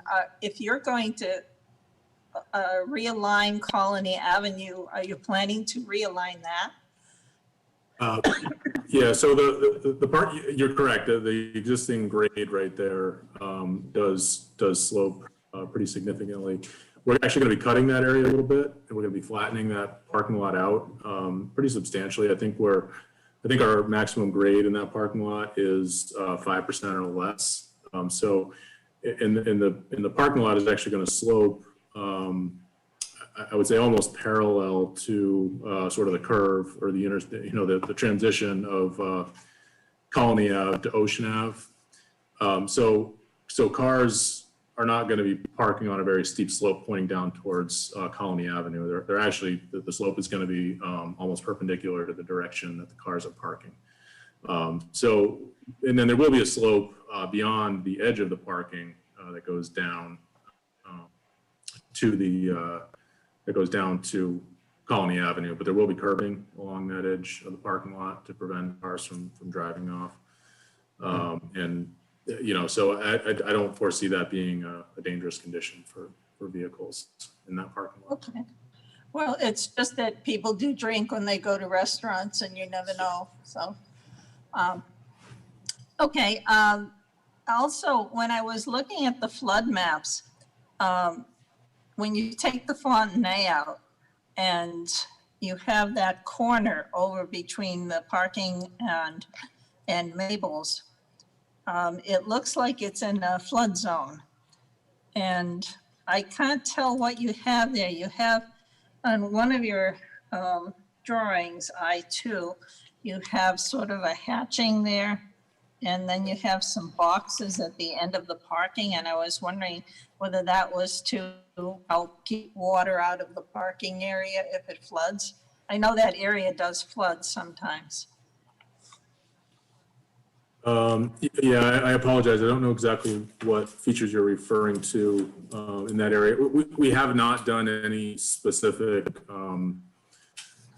prevention methods, other than just site grading to grade away from the parking lots.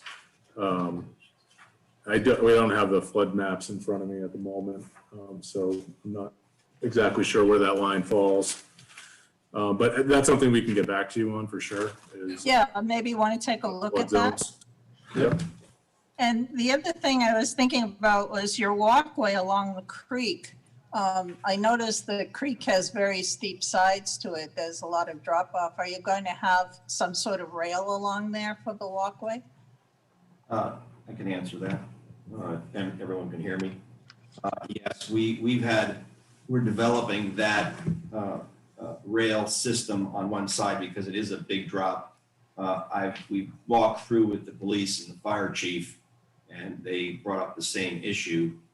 We just have to make sure that within that non-conforming setback, are we allowed to place footings there for rails? And that's a discussion we're having with Werner. And we want to come up with that one-sided rail system as long as it conforms with the with what we can put in there. So we're working on that. We'll provide you with more information on that as we develop the materials of that. Okay. All right. And are there going to be partly metal roofs on these buildings? 1A, 1B, 1C? The materials that we have slated right now are going to match the colony material, roof material, which is a heavy duty bituminous tile roof. Okay. We're looking to match those, that match that architecture. Okay. And one last question before my phone gives out. In the winter, you've got a lot of trees you're going to plant in there in grassy areas. In the winter, though, there are a lot of parking areas. Are you going to be using salt in there? Or are you going to be using something else to keep the snow down? It's a great question. On the developments and buildings we've done in Kennebunkport, the roadways and the surfaces, we try to not use salt, and if we do, it's a diluted material. So we are very cognizant of that, and it preserves the driveway material, which we're looking to do an oil and stone on a kind of a tinted color.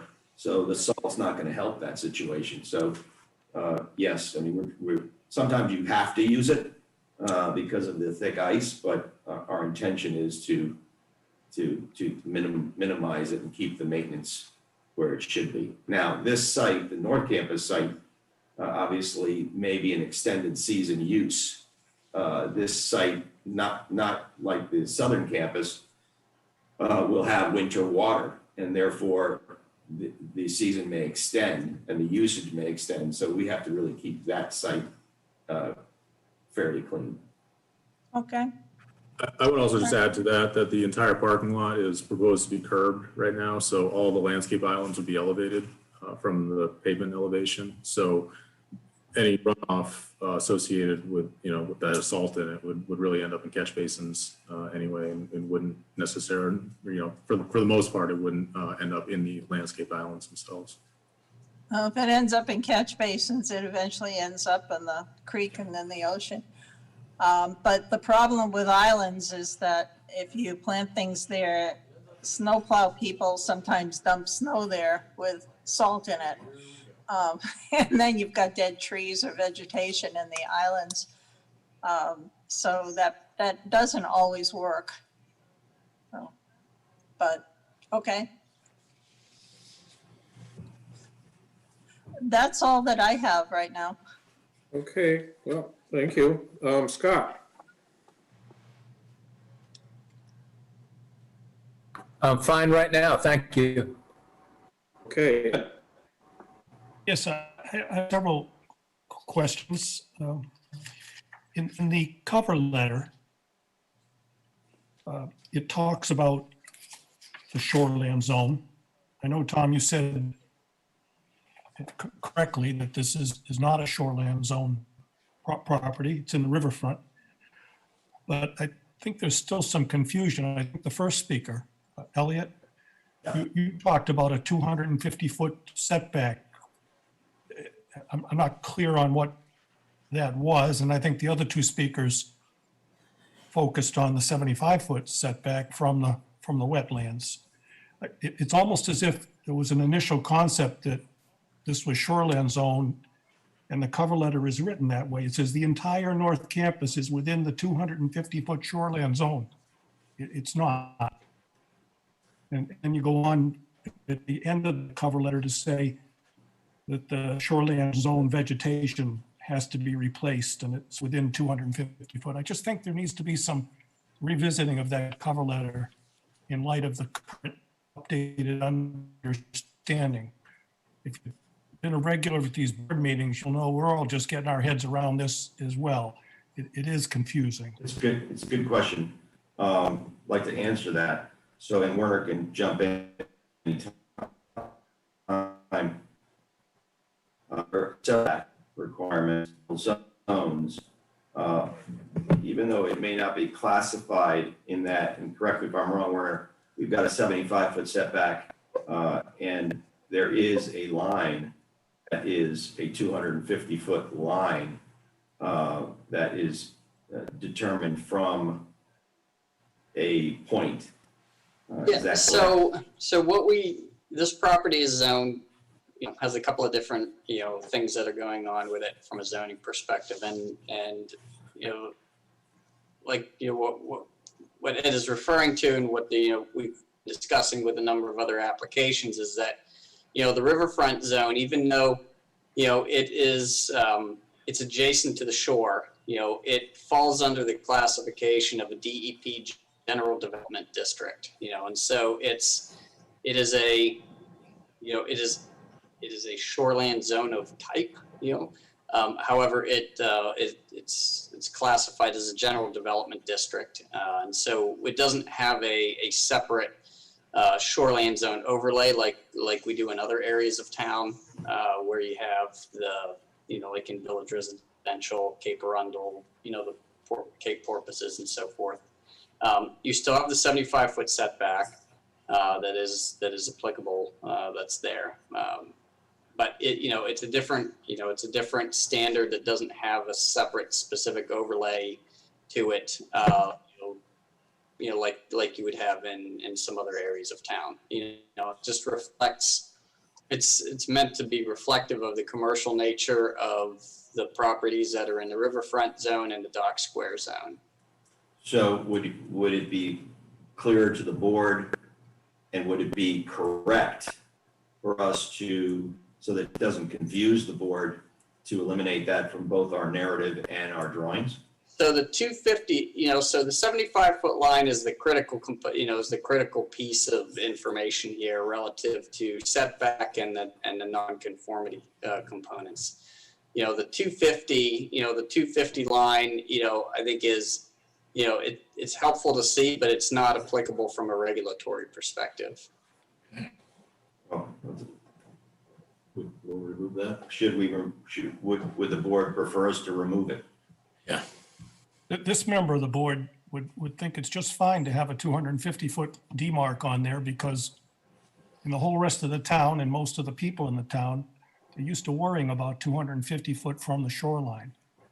But there are no regulations that we're going to visit and make sure we make. So I think all of the verbiage that says we have to do this in the shoreland zone and do this, I think would be better off without that, and you would be better off without it. Correct. Is that fair, Just Werner? need to clarify that. Yeah, I think that's fair. We can clarify, I can clarify that with folks a little bit further, exactly what it is that we're looking at. Yeah. But, I don't think it, for those of us that look at it, on a regular basis, I don't think it, it doesn't affect how we're going to interpret this, but, for clarity's sake, if the board wants to have that removed for clarity, then you could certainly ask for that. I'm asking The words, anyway. references to this being shoreland zone Right. specifically should be eliminated. Okay. Right. They can still say the 75-foot setback is very important to us, and you need to make sure you're talking about it, so. Well, that's I resource understand. protected, and yes, it is. Yeah. Now, I did notice, I know we're not on the other application, but the other application does say shoreland on a yes. But maybe there is some small piece of it that actually is. So I'll bring that up later. Yeah, I really like the idea of one case manager looking at both of these and having them be in sync. Yeah. It will be interesting to see, the time phasing of this in particular. We just learned that the wastewater treatment is kind of common plan, and how does that factor in? And also, I think reading them to make sure that they have a consistent look and feel and verbiage is going to be important as others try to understand this. To your comment, Silas, I can't promise that taking this text out is going to eliminate confusion on the part of the board. We'll find a way to do that. But, that would go a small way. So a couple of other things. Parking. There's a table in there. One of you gentlemen spoke to. There's verbiage again in the cover letter talking about a requirement for 80 parking spaces. And I may learn here that something, but my take is you've accounted for the parking spaces that are needed for the rooms and for the restaurant seats, but there's nothing in there for employees. Now, and there's a requirement in that same area of the land use ordinance. So it says we want one space for every 2 employees. Yeah. I think it's still going to be under what you're planning, but I think the requirement is understated. I think that's a good point. And after we present our second application, which I wanted to bring John in to actually explain a little bit about the hotel operations and his employees on that point. We do have excess parking on the northern campus, as you noted. And yes, though the employees will be covered on that excess parking, but yet you're correct that they're not defined as specific numbers. Right. So that's my request, is just add that line item into the accounting. Yep. I think you'd be good. My third, and I think for the moment, my final comment has to do with the sort of the schizophrenia about the number of buildings. I heard the 3 gentlemen sometimes speak to, just for the North Campus, we have 4 buildings. Sometimes we say we have 2 buildings.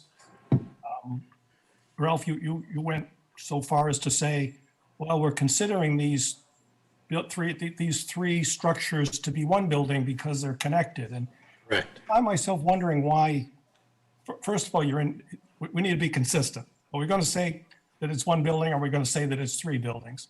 But why add the confusion? There are 3 buildings that have been connected. Why do you want to? Does it help with a regulation or a permitting or something? I'll let Silas or Elliot or Bill talk to that. Yeah, well, Warner and I did have a discussion about that earlier. And we posed a question, do we, since these buildings are going to be connected with a walkway between them, it was my understanding that Warner and I agreed that they would be considered one building if they are connected. So I'm asking, why do you care? What's that? Why do you care? Whether how they're considered? Well, there's a couple. So the reason that it came up with between me and Warner is because we were trying to figure out building height. And there's, you have to take the measurement of proposed grade around the entire building. So if they're all connected, your average grade essentially would be different if they're connected versus if they're not all connected.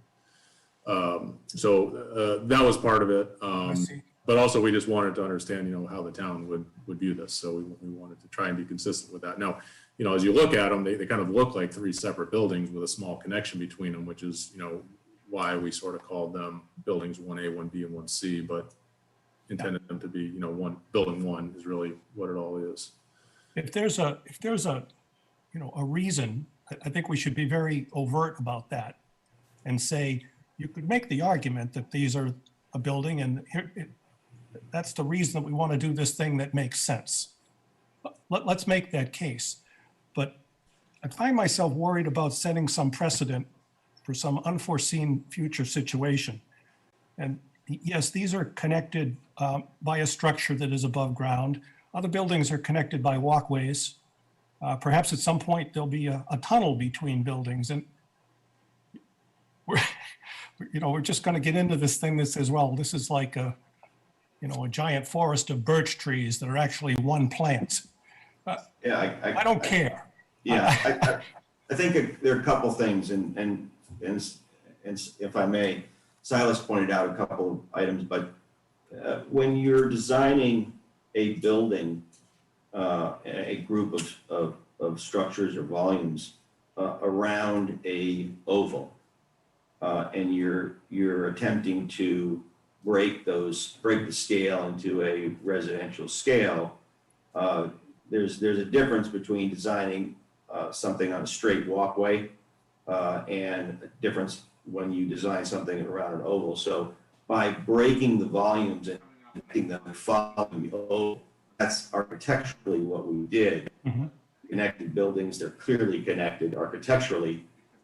There's no, agenda for what we've done. You really look at that and are considering those volumes as one building, just as you do across the street where there's a giant arch. Well, let me just stop you for a second and play back what you just said. You said because we wanted to go along the oval, we're going to construct three buildings and connect them. Well, that's not what I said, but like No. three volumes, three. Structures. Yeah.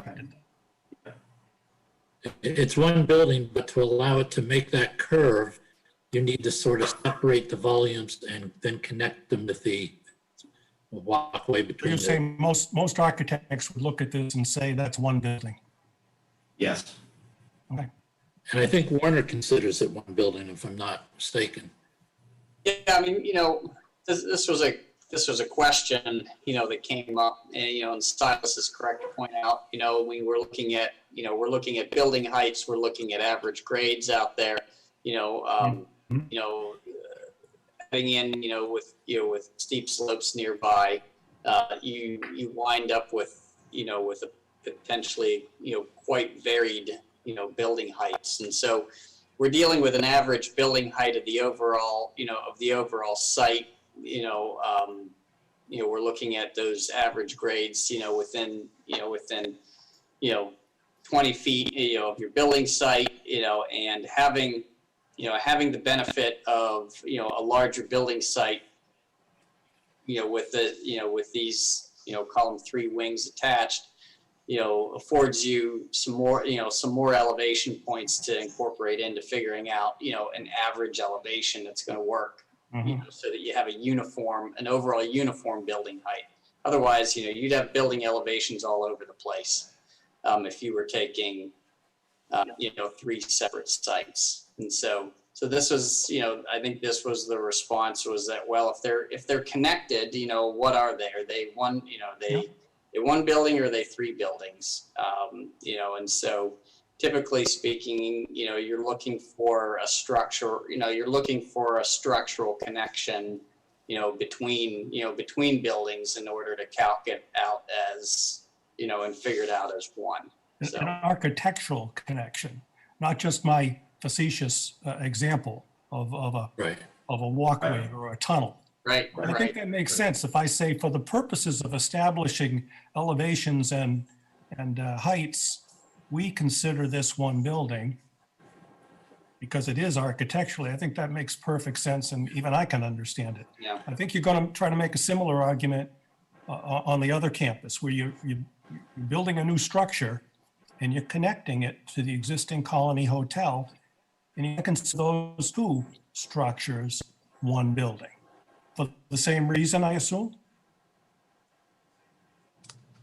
That's a question. So, I'll add just one more thing that, that just so the board's aware of it, but it's not an issue with this site because there's plenty of land area, but, you also, you look at kind of minimum use areas per building, per principal structure, and so that's also a reason why, this all is going to function as one building. We're not having multiple principals scattered throughout. Well, so your example is a good example for the type of thing that I worry about, that says, oh, we can get around this business of areas for principal use if we connect them somehow. And I want to say that we want to do something because it makes sense. And here's an argument that supports this sensible that we're doing. Yeah, I mean, building elevations is a logical application of why you would want to have this considered as one Yep. building. Okay. I think it would be helpful if we did two things. One, as presenters, we make sure we're consistent in how we refer to the fact that there are two buildings. Yes. And if you would like, Ed, we can submit Elliot and Bill and Silas and John and I can put a short narrative together to submit to the board explaining the rationale behind the way this building was designed. I welcome that, but I don't personally feel compelled to ask you for that. Yeah. I like your writing and you always bring clarity, so I would never turn it down. All I was looking for was, I'm asking you to go back and revisit this cover letter. You got to fix it for shoreline zone anyway, and where you say there's 4 buildings, but we're going to count them as 1 or 2 rather than 4, and you say both. Yeah, we'll revise that. Clean that up and say, we're considering it 1 because they're architecturally 1, and something that just doesn't glaringly say, this looks like something else is going on here, when it's not. I agree with that. And I was just trying to refer to which cover letter we're talking about. Certainly, it's not the architectural cover letter. Bill had just mentioned to me, it's the engineering cover letter, which. No, it's the one that comes from this guy Walsh. Yes. Engineers are generally they don't look at things architecturally necessarily, but we will clarify that. Yes, we will straighten that out. Yeah, all right, thank you. Throwing you under the bus, Bill. I know, it's okay, I've been there before. There's still Well, it's the first thing we turn to, Bill. It's obviously the most important. Thank you. Fortunately, there's several engineers on this board, so, you already know you're in trouble with I know. 3 or 4 We of all us. have our own opinions. Tom, that's all I have for this go. Okay, thank you. Larry? Well, I just had a couple of questions. I appreciate all of the work that's obviously been done to prepare the drawings. It's no small task, I can see. And so I was particularly interested, my first interest is in the schedule, the preliminary schedule where you might list activities that you would do in sequential years. I mean, that'll be very useful. But then my second question refers to this coastal wetland setback. And so it's kind of a question for the board as well, because what's the appetite for accepting this proposed layout as meeting the greatest practical extent, requirement in section 8.5, I think it is. And that's my first question. And then, is there, well, okay. And then my observation as I'm looking at the drawing is, okay, don't laugh, but if you curved Colony Avenue slightly south, then you could shift the whole parking area slightly south, and then building 1, A, B, and C could be shifted south so that they would, would be shown to be out of the, the wetland area. So I don't know if there's any interest in considering that, or if we're going to say that this configuration meets the greatest extent, practical extent, requirement. I'm not sure we can change the location of Colony Avenue. That's a town way, if I'm not mistaken, right, Warner? Yeah. Yeah. As I understood it, you were changing it though. Yeah. I mean, well, you have, I mean, you have this issue of having a landowner in between the two parcels, and the landowner being the town. And so, as part of this application, well, this application also, because it proposes, a fair amount of work within, the right of way of Colony Avenue, is going to have to get Board of Selectmen, Right. approval for, for those improvements as well. But I think for purposes of an app and for purposes of, greatest practical extent, you should think of the right of way as a hard line, that's not certainly not a practical application to relocate, the town, the ownership, the town ownership of the right of way, and, bring that over, however many feet, if that's, 15, 20 feet. I don't think that, we would see that as a practical alternative. Part of the question would be how big is the right of way of the town beyond on the two sides of the road? Could they jam it to one side of the right of way? We're right up against the southern campus. So we've gone as far as we can go on the south campus. Is that correct, Silas? Yeah, the road alignment is off center a little bit, and it currently is, the existing road currently is. So it's really, the road is pushed as far south as it really can be to remain within the right of way. Yeah. Okay. Well, and it's not a setback off of the road, it's a setback off of the right of way that you're dealing with. So regardless of how you align the road, you still have, the right of way, boundary line that's a fixed point.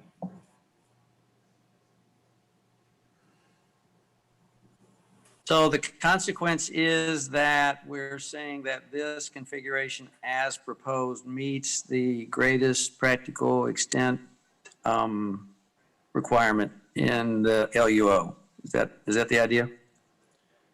That's our belief. Obviously, it's the board's decision to make. But in our opinion, it does,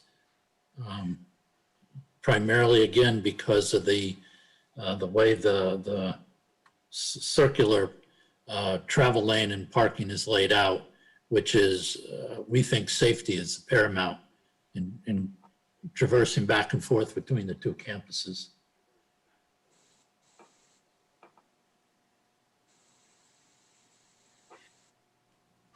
So basically the configuration is sort of symmetrical, and I can see the advantage that that's aesthetic. I mean, that looks good.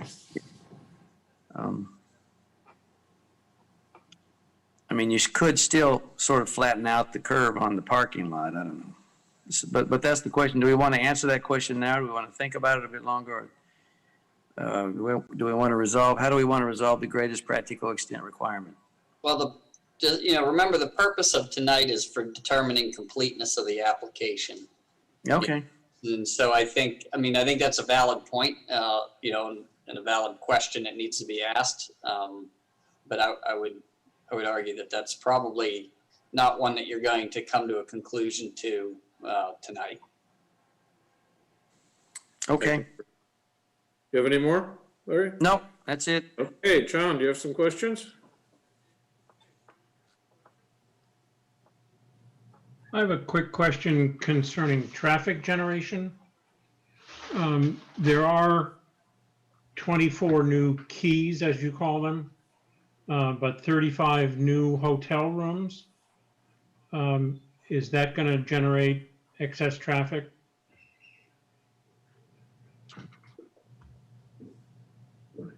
Both on Sure. Colony and on Ocean Avenue? Yeah, we haven't done a formal traffic study or anything to that effect. Given a relatively minor increase in total number of units for the entire north-south campus, we wouldn't expect there to be a real adverse increase in traffic due to that. But we have not put numbers to that yet. Well, but we're gonna need something. I mean, speaking as a person that walks many days on South Main Street, which is fairly narrow and has no walkway. I'm interested if you're adding a whole mess more cars to South Main Street. Yeah, and we're required to make a finding, so. We can certainly consult the traffic engineer to give us that information and send it to you. Okay, so we've gone around the board on this guy and gotten a bunch of things that they're going to do for us. Do we want to declare this guy complete for now and proceed to the second one, and then that'll start a public hearing sequence with after the election?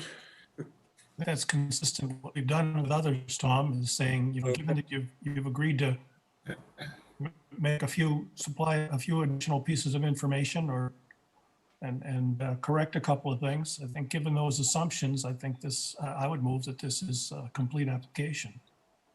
Okay, I'll take that as a motion. Does someone have a second? I'll second it. Okay, so let me go. Is Nina still connected or is she? I'm still connected. Oh, All right. Hanging on. Haven't run home yet. Okay, I'm agreed, please. How about Nina? Yes. Yes. Scott, yes. Ed, and Larry. Yes. Okay, so Thank you. for application one, I hope you have a lot of little action items from us and we'll see you in 2 weeks for the probably first of a couple of public hearings on this particular application. Good. So, Great, thank you. Thank you. that being said, I'm going to introduce item 201002, Broughton Hotel Corporation, AKA Colony. This is the South Campus. So we can proceed. Much as like historic pictures, we don't have to see them again. Okay, we're gonna make this shorter. Do I have to introduce the team again, or is it? Just go for it. Okay. Let's take a look at the first plan, B3. We're looking at the South Campus on the right-hand side. And we're looking at, again, a nonconformance key.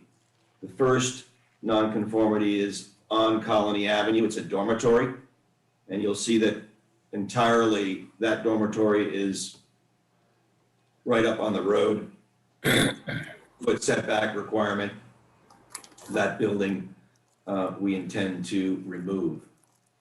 If you go to the second nonconformance item, which is the carriage house or the meeting house, that building also falls within the 40-foot setback of the side yard properties, residential properties. That building is also going to be removed. Next item, please.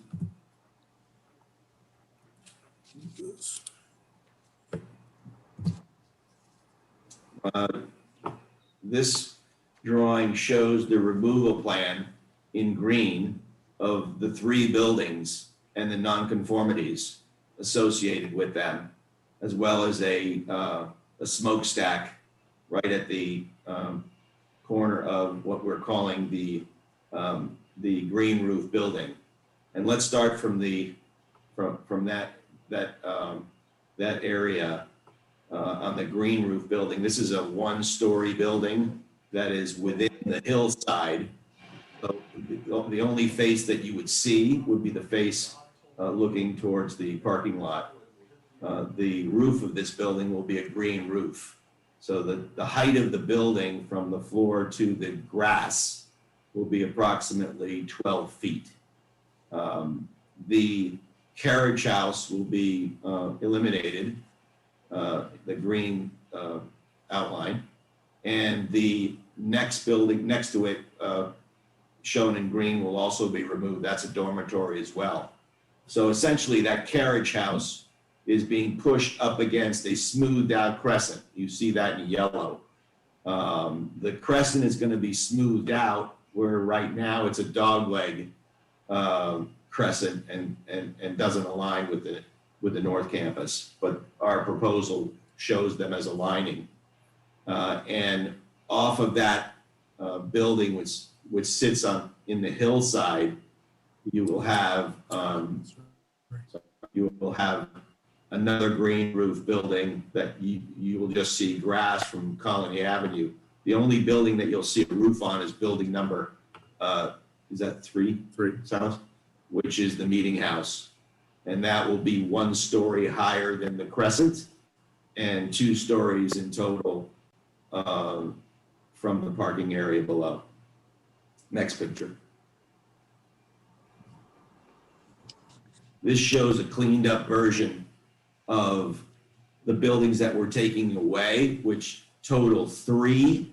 We're removing 3 buildings, and we are building 2 buildings. And the underground or the green roof portions are again minimal in height, but the building number 3 will be a conventional building that will not exceed the 30-foot height regulation. This also shows the curb cuts being reduced on Colony Avenue by 1. There's a service entrance to the kitchen, which is attached to Colony building, main building, down low, and that will be removed, so there'll be only 1 service entrance to the rear area where the lower parking lot is. Next picture, please. So now let's look at the South Campus parking requirements, the lower 2 existing and proposed. Now, keep in mind, our proposal is not expanding any of the rooms or any of the uses on the South Campus. We are keeping them identical to what they are today. And it shows the keys on the existing South Campus as a total of, between the Colony building, Fountain House, Florence House, Gallon House, subtotal of 105 existing. Parking provided is 105, and the dormitories are, parking requirements are 44 in each case on the existing. If you look at the grand dining room, which is an existing restaurant on the South Campus, and you look at the marine room, and John will speak more to this, but we have apportioned a 15% non-guest requirement for the grand dining room, and we've apportioned a 40% non-guest requirement for the marine room. And when you take those and apply them to zoning regs, you come up with those parking provided numbers. And again, John will speak more to that because he's close enough to the operations where these are the numbers historically that have been used for non-guests on the campus. So you have some excess parking with our new configuration of 11 for a total of 189 spaces provided. And then when you look across to the South Campus proposed, where we're realigning the crescent into a more smoother crescent and applying better parking space dimensions to what's existing, you're getting the same result, 178 parkings provided for the same exact uses. We're not changing the uses, we're just reconfiguring and relocating buildings that are decrepit at this point and need work. So you have an excess, you have a total parking provided with grass overflow parking of 23 and for a total of 205. So the South Campus has an excess with the proposals that we're putting forth of 27. And I think at this point we should have John talk a little bit more about this, because we're actually applying these percentages from a historical point of view, not from a strict zoning view as we did on the North Campus. And I think it'd be a good time to introduce John to touch on those a little bit, if that's okay with the board. Sure. Okay, Salas, am I getting an echo? Not if I mute. All right. 1 second here. I think it's your speaker, right? You good? Do we have an echo? Nope. Okay. Thanks, everybody. Finally, I get to say at least one thing here tonight. So the parking, what I would like to focus on mainly, unless someone else would like to ask another question now or later, really pertains specifically to the food and beverage that Elliot outlined before. What we did, and it's a little bit of a complicated math problem, because as many of you know who dined with us both poolside and also in the grand dining room, we had to take a look at not only just one day part or a Friday evening, but we had to look at the overall use. And we've got some pretty good numbers, only because we have a substantial number of people who either are complimentary as far as breakfast or are signing to their room. In addition to the fact of when we use the grand dining room for events, we know how many people are staying in the hotel who might be coming to an event. So we compiled all those numbers together. We came down with kind of a minimum, and actually sometimes a minimum is 0. We have, when we call them non-guests, we mean people who are not staying at the hotel. We might have a breakfast where not one person is eating breakfast who is not staying at the hotel, but we had to look at a larger scope of that. So we actually took a 7-day cycle, took that 7-day cycle and looked at it as 3 seasons. And we actually came out with a really legitimate minimum and maximum. We went with a maximum in all cases. So we, the 15 and the 40 are actually the higher end of the percentages. We could have gone down as low as 0 non-guests, but we don't think that's reasonable.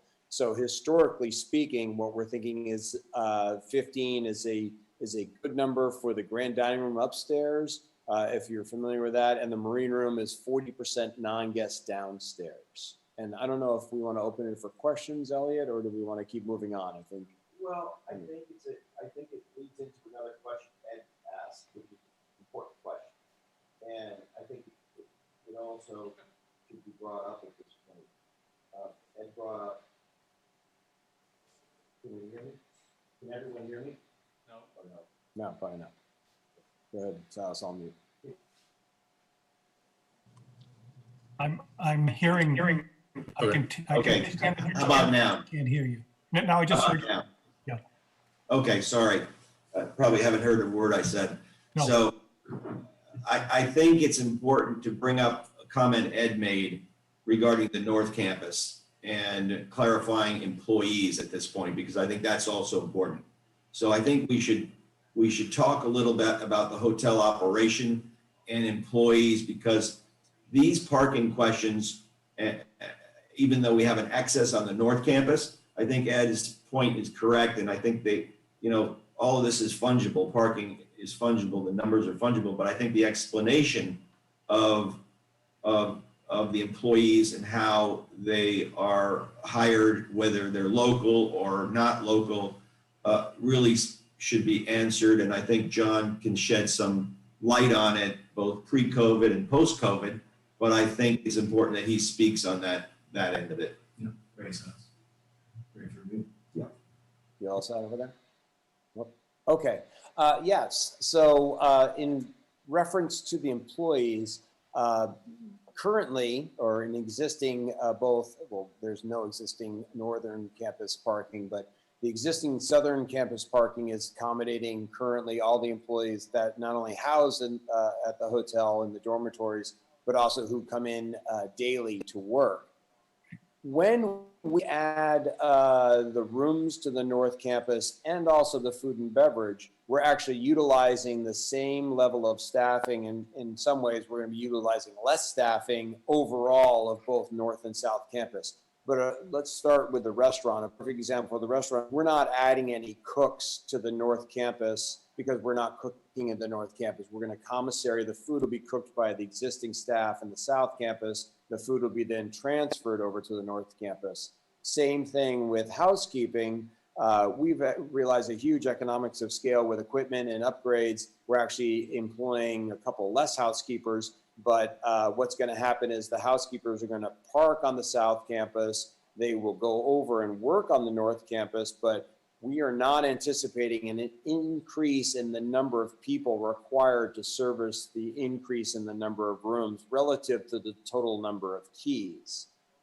Can I stop you just? I know you'd like to see, and we probably could satisfy the North Campus parking for staff with our excess, but we feel like we already are satisfying that with what we're including in the South Campus parking. So Can I clarify my question? Because I don't think I was smart enough to go to the issue of you were going to be doing more and you needed more staff or anything.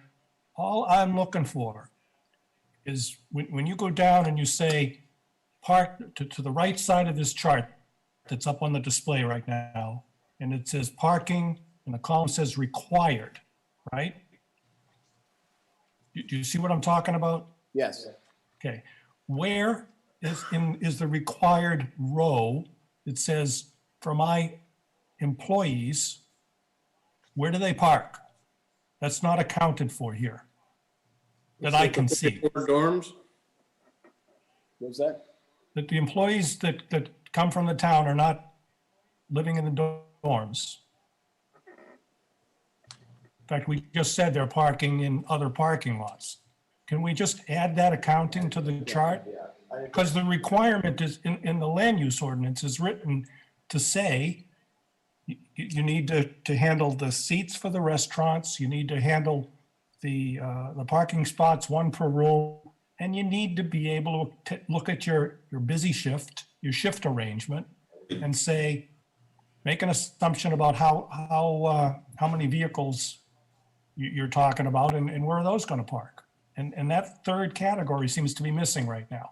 Okay. Yeah, I think that's a good point, and I think that what we need to do is add that in as an addition. We would probably put it below the dorms column, and we can add the employees into that, and we'll put that in. I don't know how we would add that in into the application, but we can definitely include that into the analysis. That's what I'm looking for. Thank you very much. Great. Well, I think it has to be included in the analysis in accordance with the land use ordinance, not whether someone's staying in a dorm or coming to the hotel to work. It's the number of employees overall. Right. We can add that analysis in. That's easy enough to do. Yeah, Okay. if you want the reference to the land use ordinance, maybe you already have this, but It's 6.9. too many times. 6.98 is the item number I was looking at for employees, but the whole thing is, you're right, it's a mouthful. Great. You want me to keep going, or you good? I think we're good. All right.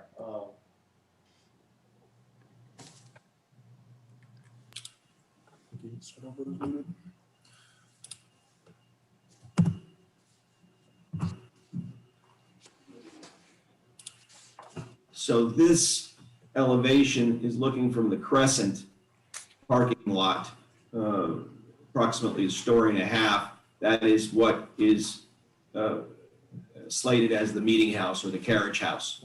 And that will be an identical size to the carriage house that exists down below.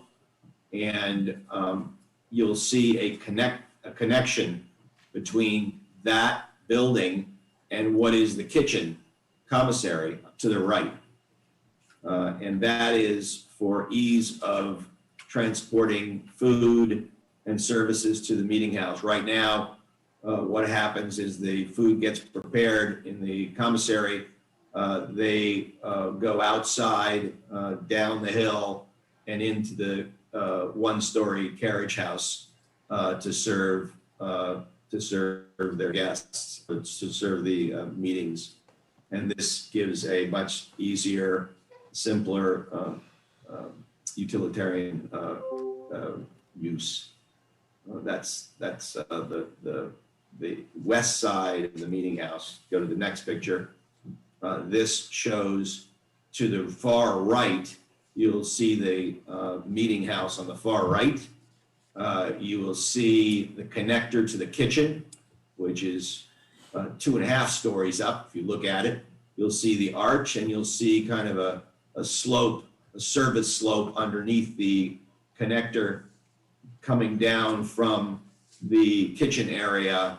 And in the foreground, you'll see a 1-story structure from left to right that shows the green roof dormitories with grass above and railings above. It stops at the service core that bisects the two buildings, and then it continues again under the basement level of the meeting house. And that, of course, continues to the right where there's a little underground spur. And that shows the east elevation, also shows the colony in the background as kind of an oblique view. And of course, the service parking lots in the foreground. That's it.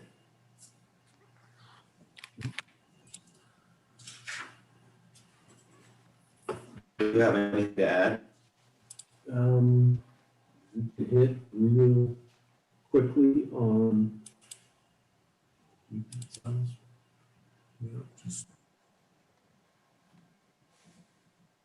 Okay. I think I can hit real quickly on just a couple of things on the utilities. Hold on one second.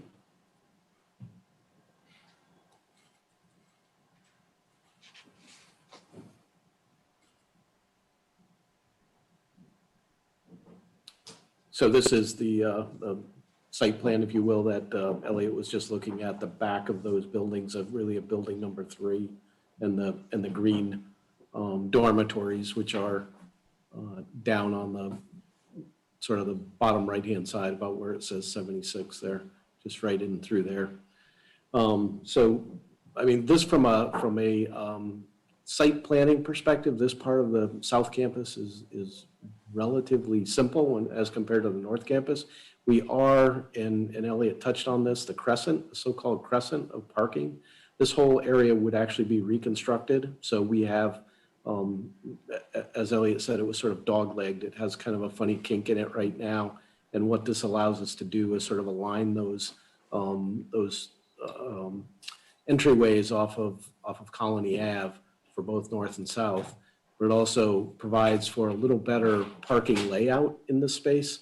Right now, it's a little bit awkward just because the geometry is not there to make it happen. So the bigger part of the site planning part of that will be that reconstruction of that front entryway, smoothing out the grades a little bit, and making them a little more uniform there. And then the buildings are the buildings in yellow that Elliot was discussing. Again, relatively simple, staying on that side of the property and doing work over there. Utilities, I don't know if we have that. Utilities are pretty straightforward. Where they'd just be connecting, generating. Yep. I think we lost the utilities. Anyways, the utilities will be serviced pretty simply into Colony Ave. The sewer and water will come in through from Colony Ave into those buildings. So there will be new services that come in for those. And there's a new underground, or there is electrical service that comes along the backside, and that will be brought, just as Silas is pointing, into the building to service that. Stormwater, oh, that was a utility plan. It showed up. Stormwater, again, doesn't really change a lot. This is the pre-development condition. We have this watershed, that's post-development. The post-development does take some of the runoff from this area, both there and there, and then we are taking that through to the north side and through that drainage system back to the Fairfield Ave. It was the best place that we could find to bring that water and discharge it out to the north side. On the back side of the hotel, I'll call it, down on the bottom left of the page, there's a watershed 1.1, which discharges out towards across Ocean Avenue and discharges out to the ocean. Again, the watersheds have been changed a little bit, and those changed some of the flows, but mostly the one to the north is changed because of the fact that we've just adjusted the watersheds. I think other than that, I think Elliot hit on the non-conformities of this. I think you hit that, Elliot. So I don't think I need to go through that again. So I think we could, unless the board cares to hear that, I think we're pretty well, pretty good shape with that. Is there anything else, Elliot? Maybe Ralph can talk about the. Yeah, Ralph, I think if you could. Can you hear me now? I think maybe Ralph can touch on South Campus a little bit in terms of the regulations, in terms of, not changing any of the uses and not expanding any of those structures more towards, the grandfathering, I guess, of what we're proposing. I think you just said it. But yeah, I mean, there's several nonconformities as both Elliot and Bill pointed out. And in this proposal, we are actually reducing several of those, or in one case, eliminating the nonconformity. So, but with no change in usage, there really is no requirement as we see it to address the other nonconformities that are not being impacted. But certainly can answer any questions the board has on that.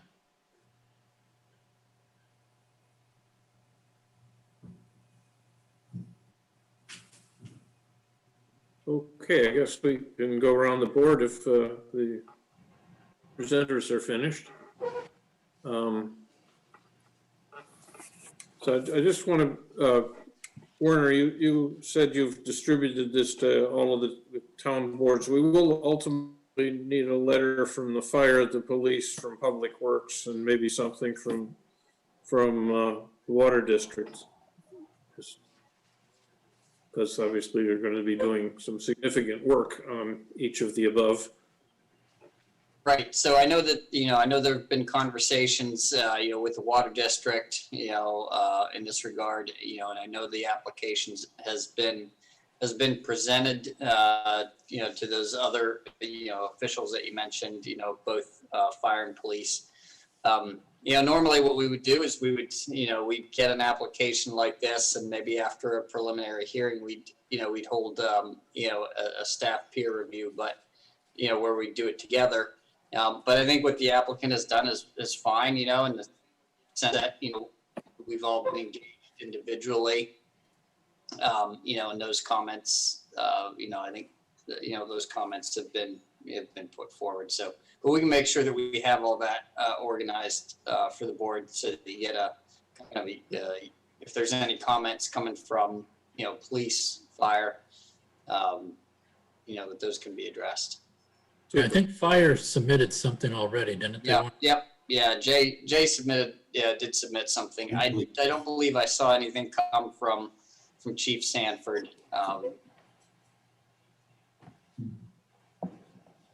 unless you all had received anything. Can you hear me? Yeah. Yes, we have, Chief Sanford has, I believe, submitted some material to the planning board.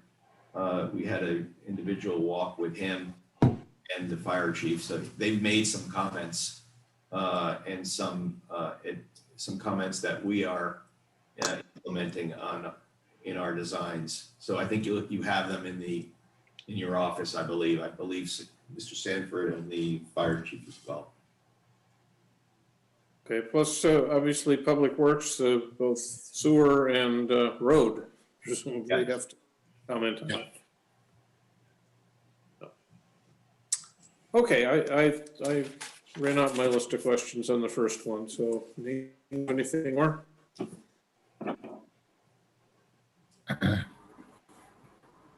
We may have lost her. Oh, we had her for a little. Yes, yeah, we did lose Nina. She headed home, so I don't know. I I would. just saw her not dial in, I thought, but not yet. Anyway. Oh, there she is. He's muted.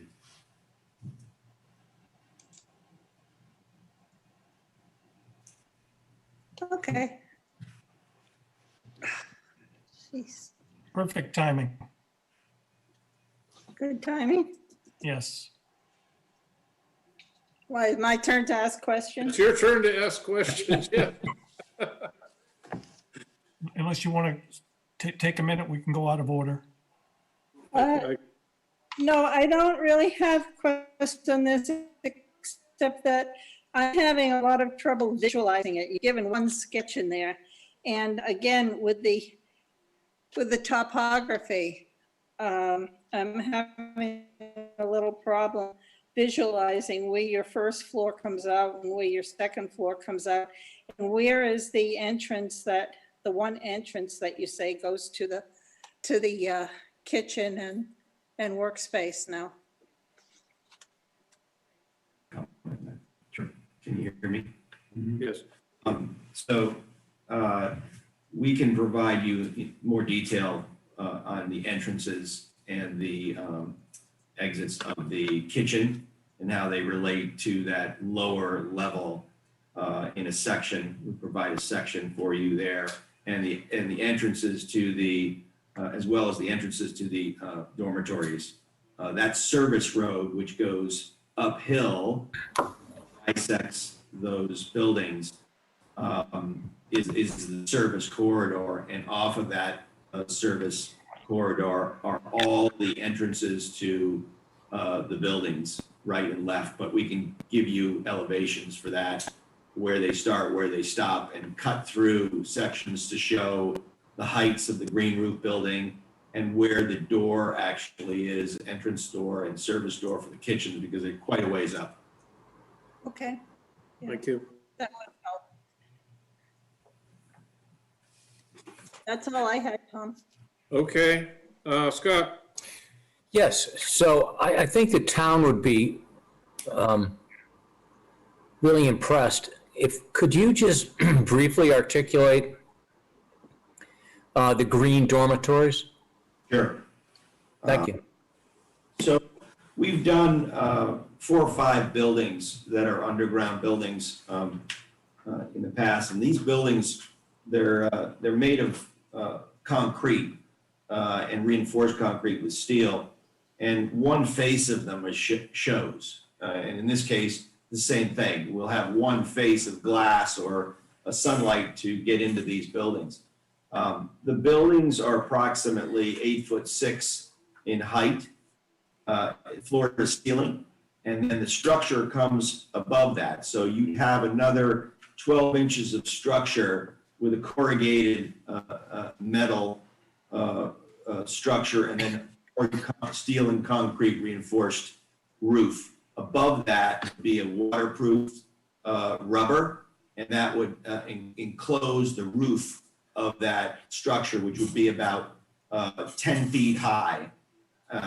On top of that would be another 12 inches of soil, topsoil on top of that. And the total height would be somewhere around 12 feet. So the top of the roof would be grass or any type of vegetation that you're looking for. You can't have a 2-inch piece of 2-inch section of topsoil because the grass would burn. So you really have to have at least 12 inches above that. You also have to have a material underneath it so that as the sun hits it, it doesn't hit a stone surface that can heat up. So you have to have a bit of insulation between that concrete and the organic material so that the grass doesn't burn. And so that's the idea in a very simple form. And they're quite effective. They're energy efficient. They're solid structures. They're soundproof. It's actually a great way to build if you have the right site. And in this case, we have this topography that slopes down significantly, and it's a perfect usage for this, so that the hotel guests who are looking down on this, or the neighbors looking down on it, will see a green roof structure, and it basically cleans up the site rather than building 2-story structures. Very helpful. Thank you. And Elliot, if I may, I mean, it helps from a stormwater perspective as well. Obviously, you've got green grass growing as opposed to roof structure or impervious structure. So it reduces runoff and also doesn't require any real treatment like pavement might or a roof might.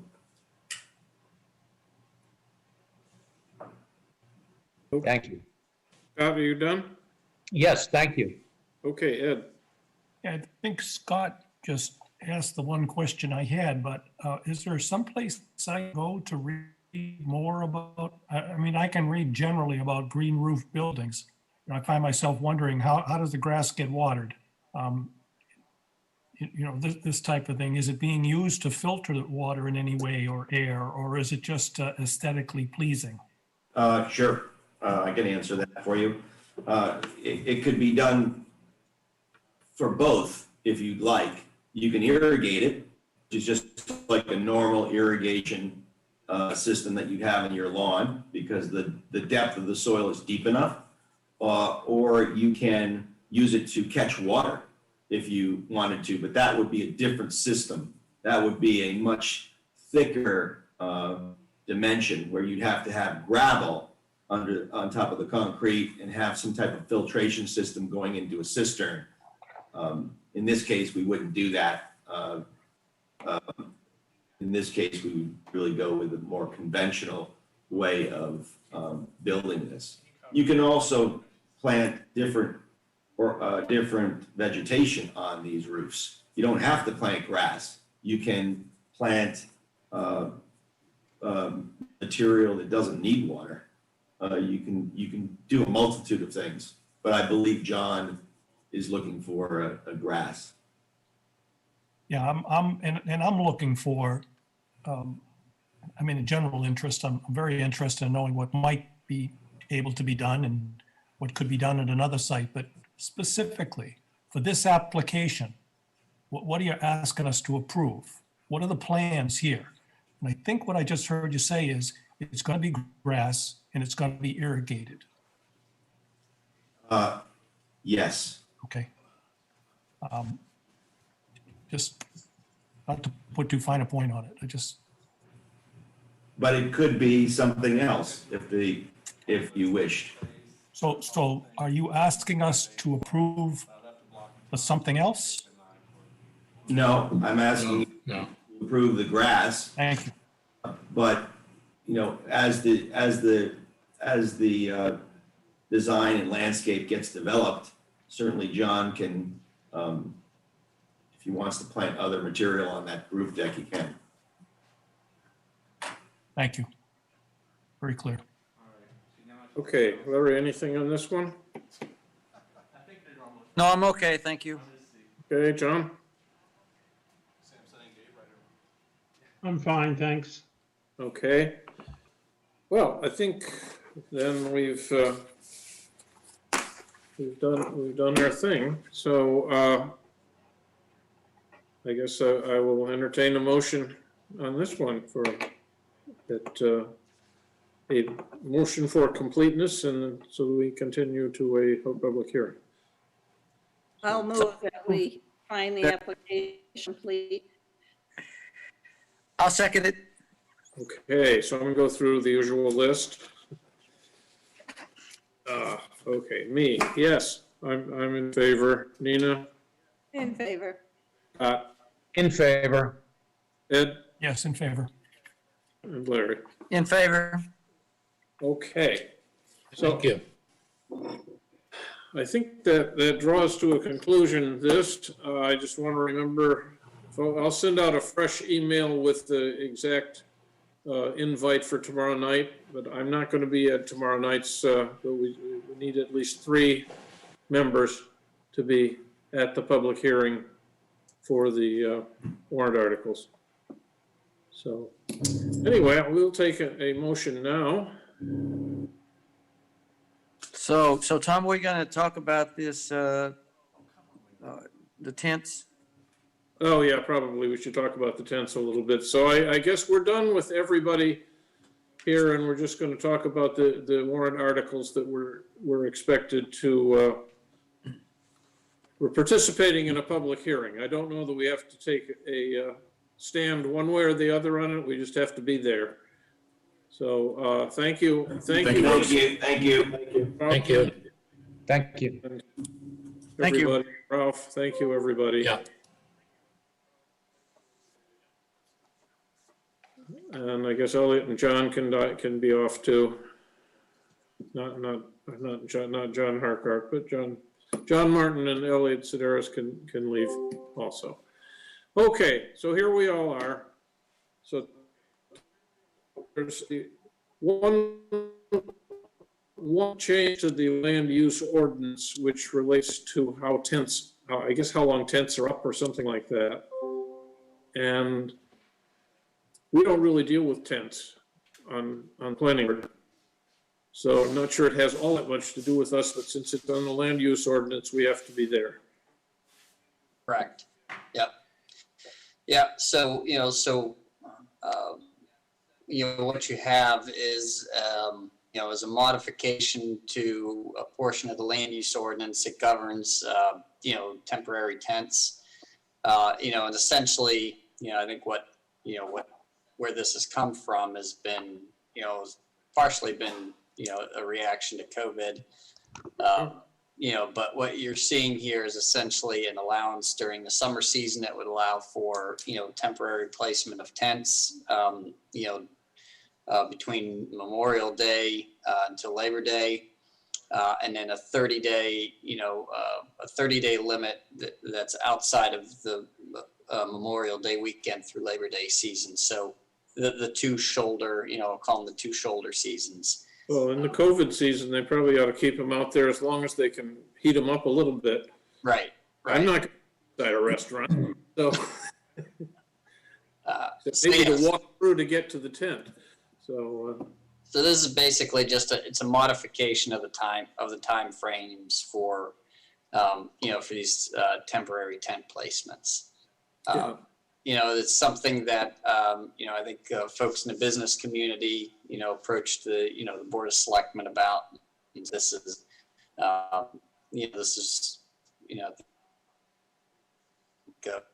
where these modifications were encouraged and came from. And so as far as the planning board's responsibilities here, you're required in the ordinance to hold a public hearing, regarding the ordinance amendment.